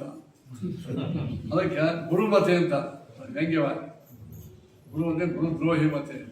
ಪ್ರಾಭಾಕರನ ಬದಲಾಗಿ ಗುರುಮತೆ ಅಂದರೆ ಗುರುಗಳನ್ನು ದ್ರೋಹ ಮಾಡಿದ ಮತ. ಅವರಲ್ಲೇ ಅದು ಆ ಮತ ಭಾಳ ಬೆಳೆದಿತ್ತು. ಅದು ಶ್ರೀಕರ ಅವರನ್ನ ಮಾಡ್ಯಾರ. ಅವರು ಏನು ಹೇಳ್ತಾರೆ ಈಗ ಗೊತ್ತಾಯ್ತು ವಿಚಾರ. ಈ ಪ್ರಾಭಾಕರರು ಏನಂತಾರ ಅಂತ ಕೇಳಿದ್ರು. ಹೆಚ್ಚಿದ ಸರ್ವವಿಜ್ಞಾನ ಮಿತಿ ಮನ್ಯಮಾನ. ಜಗತ್ಯಾಗಿ ಎಷ್ಟೆಷ್ಟು ಜ್ಞಾನಗಳವ ಎಲ್ಲವೂ ಏನೋ ಸರಿಯಾದ ಜ್ಞಾನ, ಯಥಾರ್ಥ ಜ್ಞಾನವೇ. ಯಥಾರ್ಥ ಜ್ಞಾನ, ಸುಳ್ಳು ತಪ್ಪಾದ ಜ್ಞಾನ ಯಾವುದು ಇಲ್ಲೇ ಇಲ್ಲ ಅಂತ ಅವನ ಮತ. ಸರ್ವವಿಜ್ಞಾನ ಮಿತಿ ಮನ್ಯಮಾನ ಅನ್ಯಥಾ ಖ್ಯಾತಿ ಸಹ. ಹೆಂಗಂದ್ರೆ ಕೇಎಂ ಅನ್ಯಥಾ ಖ್ಯಾತಿ ನಾಮ. ವೃಥಾ ಖ್ಯಾತಿ ಅಂದ್ರೆ ಏನು? ಇದು ತಾವಾದ ಅನ್ಯಥಾ ಪರಿಣತೆ ವಸ್ತುನಿ ಖ್ಯಾತಿ ಅನ್ಯಥಾ ಖ್ಯಾತಿ ತದಾ ನಿರಾಧಿಪತ್ಯ ಸರ್ವೇ ಅಪಿ ಅನ್ಯಥಾ ಖ್ಯಾತಿತ್ವ ವಿಭ್ರಮ. ಅಂದ್ರೆ ಅನ್ಯಥಾ ಪರಿಣತೆ ವಸ್ತುನಿ. ಮೊದಲ ಹೆಂಗಿರ್ತದ ಆ ಆಕಾರವನ್ನು ಬಿಟ್ಟು ಬೇರೆ ಆಕಾರ ತಗೊಳ್ಳಿ. ಮೊದಲು ಇದ್ದ ಆಕಾರವನ್ನು ಬಿಟ್ಟು ಅನ್ಯಥಾ ಬೇರೊಂದು ಆಕಾರ ತಗೊಳ್ಳೋದೇ ಅನ್ಯಥಾ ಖ್ಯಾತಿ. ಅಂತಿದೆಯಾ? ಹಾಗಾದ್ರೆ ಅಯಂ ಘಟ ಎಂಬುವಂಥ ಜ್ಞಾನವನ್ನು ಅನ್ಯಥಾ ಖ್ಯಾತಿ. ಯಾಕೆ ಹೇಳ್ರಿ? ಮೊದಲ ಮಣ್ಣಿತ್ತು, ಈಗ ಘಟ ಆಗಿದೆ. ನಿಮ್ಮ ಪ್ರಕಾರ ಅದು ಅನ್ಯಥಾನೇ ನಮಗೆ ಕೇಳ್ತಾನೆ. ಘಟಾದಿ ಪ್ರತ್ಯಯ ಸರ್ವೇಪಿ ಅನ್ಯಥಾ ಖ್ಯಾತಿತ್ವ ವಿಭ್ರಮ ಕಿಂಚ ಶುಕ್ತಿ ಇನ್ನಿಲ್ಲ ಅನ್ನೋ ಹಂಗನಾಗಿಲ್ಲ. ಶುಕ್ತಿಯನ್ನ ರಜತ ಅಂತ ತಿಳ್ಕೊಳ್ಳೋದು ಅನ್ಯಥಾ ಖ್ಯಾತಿ. ಶುಕ್ತಿಯನ್ನು ಸಿಂಪಲ್. ಶುಕ್ತಿಕಾಯ ರಜತಾಕಾರ ಪರಿಣಾಮ ಕಿಂ ಕಾರಣ ಉತ ಕಾರಣ. ಶುಕ್ತಿ ರಜತದ ಆಕಾರವಾಗಿನ ಪರಿಣಾಮ ಆಗಿದೆ. ಅದಕ್ಕೆ ಕಾರಣದನೋ ಇದು ಕಾರಣಂಕ ಇದಕ್ಕೆ ಅಕಾರಣವಾಗಿನಾಗಿ ಕದಾಚಿತ್ ಆದ್ಯ ಕಾರಣ ವಾಚ್ಯ. ಶುಕ್ತಿ ಅಂದರೆ ಅರ್ಥ ಆಗ್ತದೆ ಎಲ್ಲರಿಗೆ. ಸಿಂಪಿ ಇದು ಬೆಳ್ಳಿ ರಜತಾಕಾರಣ ಪರಿಣಾಮ ಹೆಂಗಾಗ್ತದೆ? ಕರ್ಣದೋಷ, ನಮ್ಮ ಇಂದ್ರಿಯಗಳ ದೋಷದಿಂದ ನಮಗೆ ಶಿಂಪಿ ಬೆಳ್ಳಿ ವಿಚೇತನ ತಶ್ಚ ಕರ್ಣ ಸಂಬಂಧಿನ ಶುಕ್ತಿಕಾ ಪರಿಣಾಮ ಹೇತುತ್ವ ಅನ್ನೋದು. ಕಣ್ಣು ಮೊದಲಾದ ಇಂದ್ರಿಯಗಳಿಂದ ಅದು ಶುಕ್ತಿಗ ರಜತಾಗ್ತಂತ ಹೇಳ್ತಾರೆ. ಅನ್ಯಥಾ ತದೈವ ಸಕಲಾರ್ಥಾನ ರಜತ ರೂಪ ಪರಿಣಾಮ ಪ್ರಸಂಗ ಮಾತಾಡ್ತಾರೆ. ಶಿಂಪಿನ ನೋಡಿದಾಗ ಅವಾಗ ಬೆಳ್ಳಿ ಅಂತ ಕಾಣಿಸ್ತಕ್ಕಂಥದ್ದು ಕರ್ಣದೋಷ ಅಂತೇಳಿ. ಪುಸ್ತಕ ನೋಡಿ ಅವ್ರ ರಜತ ಅಂತ ಯಾಕೆ ಅವ್ನ ಕಣ್ಣೇ ಕೆಟ್ಟದಂದ್ಮೇಲೆ ಎಲ್ಲ ವಸ್ತು ಏನಾಗಬೇಕಾಗಿತ್ತು? ಹಂಗಾಗಿಲ್ಲ. ಅಂದ್ರೆ ಕರ್ಣದೋಷ ಅಲ್ಲೇ ಅಲ್ಲ, ಕಣ್ಣೇ ಕೆಟ್ಟದಂತ. ಉಳಿದ ವಸ್ತುಗಳು ಸರಿಯಾಗಿ ಕಾಣಿಸ್ತಾ, ಅದೇ ಮಧ್ಯ ತಪ್ಪು ಕಾಣಿಸ್ತಾ. ಅವನ ವಾದ ಮುಂದೆ ನಾವು ಕೊಡ್ತೀವಿ. ಅವನ ಕಣ್ಣಿನ ದೋಷದಿಂದ ಶಿಂಪಿ ಬೆಳ್ಳಿ ಆಗಿದೆ ಅಂತ. ಅದೇ ಕಣ್ಣ ಪುಸ್ತಕ ನೋಡ್ತಾನೆ, ಅದೇ ಕಣ್ಣ ಅಥವಾ ಹೆಂಡತಿ ಮಕ್ಕಳು ನೋಡ್ತಾನೆ. ಬೇರೆ ಕಾಣಿಸ್ತಾರೇನೋ? ಕಣ್ಣು ದೋಷ ನೋಡ್ರಿ. ತದೈವ ಸಕಲಾರ್ಥಾನ ದುಷ್ಟಕರ್ಣ ಸಂಸರ್ಗ ಹೇತುರೀತಿ ಚೇತ್ ತಥಾಪಿ ಇದು ಶುದ್ಧಿತ್ವ ಇಲ್ಲ. ಹಂಗಲ್ಲ. ದುಷ್ಟಕರ್ಣ ಅವೆಲ್ಲ ಕರ್ಣದಾಗ ತಾತ್ಕಾಲಿಕ ದೋಷ ಬಂದಿರ್ತದೆ, ಅದು ಸಂಸರ್ಗ ಅಂತಂದ್ರೆ. ಹಾಗಾದ್ರೆ ಶುಕ್ತಿಕತ್ವ ಅಪಗಮೀನ ರಜತ ರೂಪ ಪರಿಣಾಮ ಅಂತ ಕೇಳ್ತಾನೆ. ಅಂದ್ರೆ ಅದು ಪರಿಣಾಮ ಆಗಿದ್ರೆ ಶುಕ್ತಿತ್ವ ಹೋಗಿ ಪೂರ್ಣ ಬೆಳೆ ಆಗಿತ್ತು, ಶುಕ್ತಿತ್ವ ಇದ್ದು ಬೆಳ್ಳಿನೂ ಅದ ನೋಡಿ. ಹೆಂಗ ಈ ಪರಿಣಾಮ ಅಂದ್ರೆ ಅದು ಪೂರ್ಣ ಹಾಲ ಆಕಾರ ಹೋಗಿ ಮೊಸರಾಗಿತ್ತು, ಹಾಲು ತನ ಹೋಗಿ ಮೊಸರ. ಹಂಗ ಶುಕ್ತಿತ್ವ ಹೋಗಿ ರಜತ ಆಗಿತ್ತು, ಅಥವಾ ಶುಕ್ತಿತ್ವ ಇದ್ದು ರಜತನೂ ಅದ. ಆದ್ಯ ಪುರುಷಾಂತರೇಣಾಪಿ ತದಾ ಶುಕ್ತಿತ್ವ ನ ಪ್ರತ್ಯೇತವ್ಯ ಇಲ್ಲ. ಅದು ಪೂರ್ಣ ಶುಕ್ತಿ ಹೋಗಿ ರಜತ ಆಗ್ಯದ ಅಂತ ಇನ್ನೊಬ್ಬರಿಗೂ ಅದು ಬೆಳ್ಳಿಂದ ಕಾಣಿಸ್ಬೇಕು. ಈ ಮೊಸರು ಹಾಲು ಪೂರ್ಣವಾಗಿ ಮೊಸರಾದಾಗ ಎಲ್ಲರಿಗೂ ಮೊಸರಂತೆ ಕಾಣಿಸ್ಬೇಕು. ಅದು ಒಮ್ಮೆ ಅದು ತನ್ನ ಬೂಟು ಬಿಟ್ಟಾಗ ಹಂಗೇನಾಗಬೇಕಿದು? ಹಾಂ, ಹಂಗೆ ಕಾಣಿಸ್ತದೇನೋ. ಆಮೇಲೆ ಶುಕ್ತಿ ಏನಾಗ್ಯದ? ಪರಿಣಾಮ ಆಗಿದೆ. ಕಿಂಚ ಶುಕ್ತಿತ್ವ ಅಪಗಮೇ ಬಾಧೆ ಅಂತ ಇನ್ನೊಂದು ವಿಚಾರ ಹೇಳ್ತಾನೆ. ಪೂರ್ಣವಾಗಿ ಶುಕ್ತಿನೇ ಬೆಳ್ಳಿ ಆಗ್ಯದಂತಂದು ಅಂದ್ರೆ ಮುಂದೆ ಸಮೀಪಕ್ಕೆ ಹೋದಾಗ ಇದು ಬೆಳ್ಳಿ ಅಲ್ಲ, ಶುಕ್ತಿ ಅಂತ ಜ್ಞಾನೇ ಬರಬಾರ್ದು. ಯಾಕಂದ್ರೆ ಅದು ಹೋಗ್ಬಿಟ್ಟಲ್ಲ, ಪರಿಣಾಮ ಆಗಿಬಿಟ್ಟಲ್ಲ. ಅದು ಪುನಃ ಶುಕ್ತಿ ಆ ಕಾರಣ ಸಂಪೂರ್ಣ ಇಲ್ಲಿ ಹಂಗಲ್ಲ. ಸಮೀಪಕ್ಕೆ ಹೋದಾಗ 10 ಪುನಃ ಅರ್ಜೆಂಟ್ ಶುಕ್ತಿ ಆಗ್ತದೆ. ಕರ್ಣದೋಷ ಕಾರಣಸ್ಯ ನೋಡಿದ್ರೆ ಕರ್ಣದೋಷ ಕಾರಣಕ್ಕಲ್ಲ. ಬಾಧೋಪಿ ವಂಶತಿ ಅವಶ್ಯ. ಹೀಗೆ ಘಟಾದೇಹೇ ಅಪಿ ಪುರಾಣಾದಿ ಮಾತ್ರ ವೇದಿತಾಪಾತ. ನಿಮ್ಮ ಪ್ರಕಾರ ಇಲ್ಲ, ಯಾರ ಇಂದ್ರಿಯಗಳಿಂದ ಅದು ಶುಕ್ತಿ ನೋಡಿ ಬೆಳ್ಳಿ ಅಂತ ಆಗಿದೋ ಅವರಿಗಾಗಲಿ ಅಂತ. ಓಹೋ, ಯಾವ ಕುಂಬಾರನಿಂದ ಈ ನೋಡ ಹೆಂಗೆ ವಾದದ್ದು ನೀವೇನಂದ್ರಿ? ಎಲ್ಲರಿಗೂ ಕಾಣಿಸಂಗಿಲ್ಲ. ಅದು ಯಾವನ ಕಣ್ಣಿನ ದೋಷದಿಂದ ಈ ಶುಕ್ತಿ ರಜತ ಆಗಿದೆ ಅಂತ ನೀವಂತೀವಿ. ಅವ್ರಿಗೆ ಅಷ್ಟೇ ಕಾಣಿಸ್ತದೆ, ಎಲ್ಲರಿಗೂ ಕಾಣಿಸ್ತದೆ. ಈಗ ಯಾವ ಕುಂಬಾರನಿಂದ ಈ ಮಣ್ಣು ಗಡಿಗೆ ಆಗಿದೆ ಅವಾಗ ಅಷ್ಟೇ ಅದು ಗಡಿಗೆ ಅಂತ ಕಾಣಿಸ್ತದೆ. ನಿಮ್ಮ ಈ ಲಾಜಿಕ್ ನೋಡ್ಬೇಕು ಹೆಂಗೆ ವಾದ ಆಗ್ತದೆ. ಯಾವನ ಕಣ್ಣು ಕೆಟ್ಟದ ಅವಾಗ ಅಷ್ಟೇ ಅದು ಏನಾಗ್ತದೆ, ಇನ್ನೊಬ್ರಿಗೆ ಬರಂಗಿಲ್ಲ. ಹಿಂಗಂತೀರಿ ಅಂದ್ರೆ ಘಟಾದೇನಪಿ ಪುರಾರಾಧಿ ಮಾತ್ರ ವಿದಿತ ಪಾತ ಸುಖಾಧಿಪತೈತಿ ಚೇತ ಇಲ್ಲ. ಹಂಗಲ್ಲ, ಸುಖಾಧಿಪತ ಯಾವ ಸುಖ ಆಗೇನೋ ಅವಾಗ ಅಷ್ಟೇ ಸುಖ ಅಂತ ಆಗ್ತದೆ. ಬಾಹ್ಯಾಂತರತ್ವೇನ ವಿಶೇಷ. ಸುಖ ಇದು ಆಂತರಿಕ ವಿಷಯ, ಘಟ ಇದು ಹೊರಗಿನ ವಿಷಯ. ಸುಖಾಂತನಿಗೆ ಅಷ್ಟೇ ತೋರ್ತದೆ. ಘಟ ಹೊರಗೆಲ್ಲರಿಗೂ ತೋರಬೇಕು. ಅನ್ಯಥೋಕ್ತ ಅತಿಪ್ಪ ಸಂಘ ಅನಿಸ್ತಾರ ಇದನ್ನು ಅನುವಾದ ಇತ್ತು. ಘಟ ಮಾಡ್ಲಿಕ್ಕೆ ಒಬ್ಬ ಯಾರಾದ್ರೆ ಕರ್ತೃ ಮಾಡ್ತಾರೆ. ಅದೇ ಅದಿಲ್ಲೇ ಇರಲ್ಲ ರಜತ ಒಳಗ ಶಕ್ತಿ ಒಳಗ ಬರು ರಜತಕ್ಕ ಮಾಡುವ ಇಲ್ಲೇ ಇಲ್ಲ. ಮಾಡ್ತದಲ್ಲ ನೀವು ಕಣ್ಣಿನ ದೋಷ ಅದು ಕಣ್ಣಿನ ದೋಷನೇ ಕರ್ತ, ಕಣ್ಣಿನ ದೋಷವೇ ಕರ್ತ ಅಂತ. ಕುಂಬಾರ ಹೆಂಗೆ ಇದೆ ಅಷ್ಟೇ ಕಾಣಬೇಕು. ಅದು ಮಣ್ಣು ಘಟಾಗಿದ್ದು ಬಾಧ್ಯ ಹೊರಗೆ ಇರೋದು ಹಿಂದೆ ಅದಲ್ಲ ಏನಂತ ಎಲ್ಲ ಪೂರ್ವ ಪಕ್ಷ ಮಾಡ್ತಾರೆ. ವಾದ ಹಾಕುವ ರೀತಿ ಹೆಂಗದ ಅಂದ್ರೆ ಮಂದಿ ವಾದ ಹೆಂಗೆ ಹಾಕ್ತಿದ್ರು ಆ ಕಾಲ ಅದು ತೋರಿಸ್ಕೊಡ್ತಾರೆ. ಮತ್ತೊಂದೇನು ಇಲ್ಲ. ಈಗ ಇವೆಲ್ಲ ಹೀಗೆ ಸುಮಾರು ಇದು ಹಾಡ್ಬೇಕು ಹೊರಬಿಡ್ತು. ನಾ ಸುಮ್ಮನೆ ಮಾಸ ತೋರಿಸಿದೆ. ಇಷ್ಟು ವಾದ ಹಾಕ್ಯಾರೇನ್ರಿ ಅವ್ರು? ಅಲ್ಲ ಇಷ್ಟು ವಾದ ಅವ್ರು ಹಾಕ್ಯಾರ? ಅವ್ರು ಹಾಕ್ಯಾರೇನ್ರಿ? ವಾದ ಅವ್ರು ಹಾಕ್ಯಾರೇನ್ರಿ? ಇವರೇ ಇದು ಮಾಡ್ಕೊಂಡು ಅವ್ರ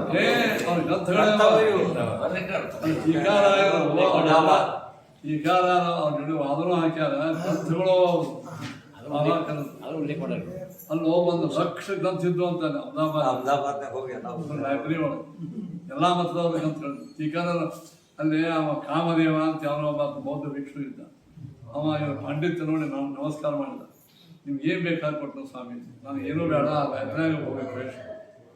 ಆ ಲೈಬ್ರರಿ ಒಳಗೆ ಯಾರು ಬಿಡ್ತಿದ್ವಿ.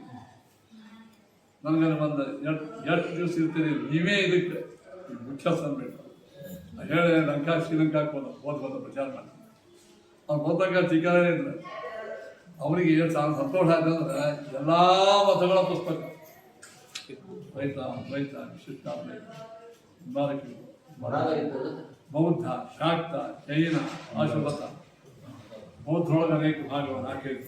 ಜೈನರೊಳಗೆ ನಾಸ್ತಿಕ, ಚಾರ್ವಾಕ, ತಾರ್ಕಿಕರು ಎಲ್ಲ ಗ್ರಂಥಿದ್ದಾರೆ. ಅವರು 5-6 ತಿಂಗಳಿದ್ರಂತ ಅಖಂಡ ಓದ್ತಿದ್ರು.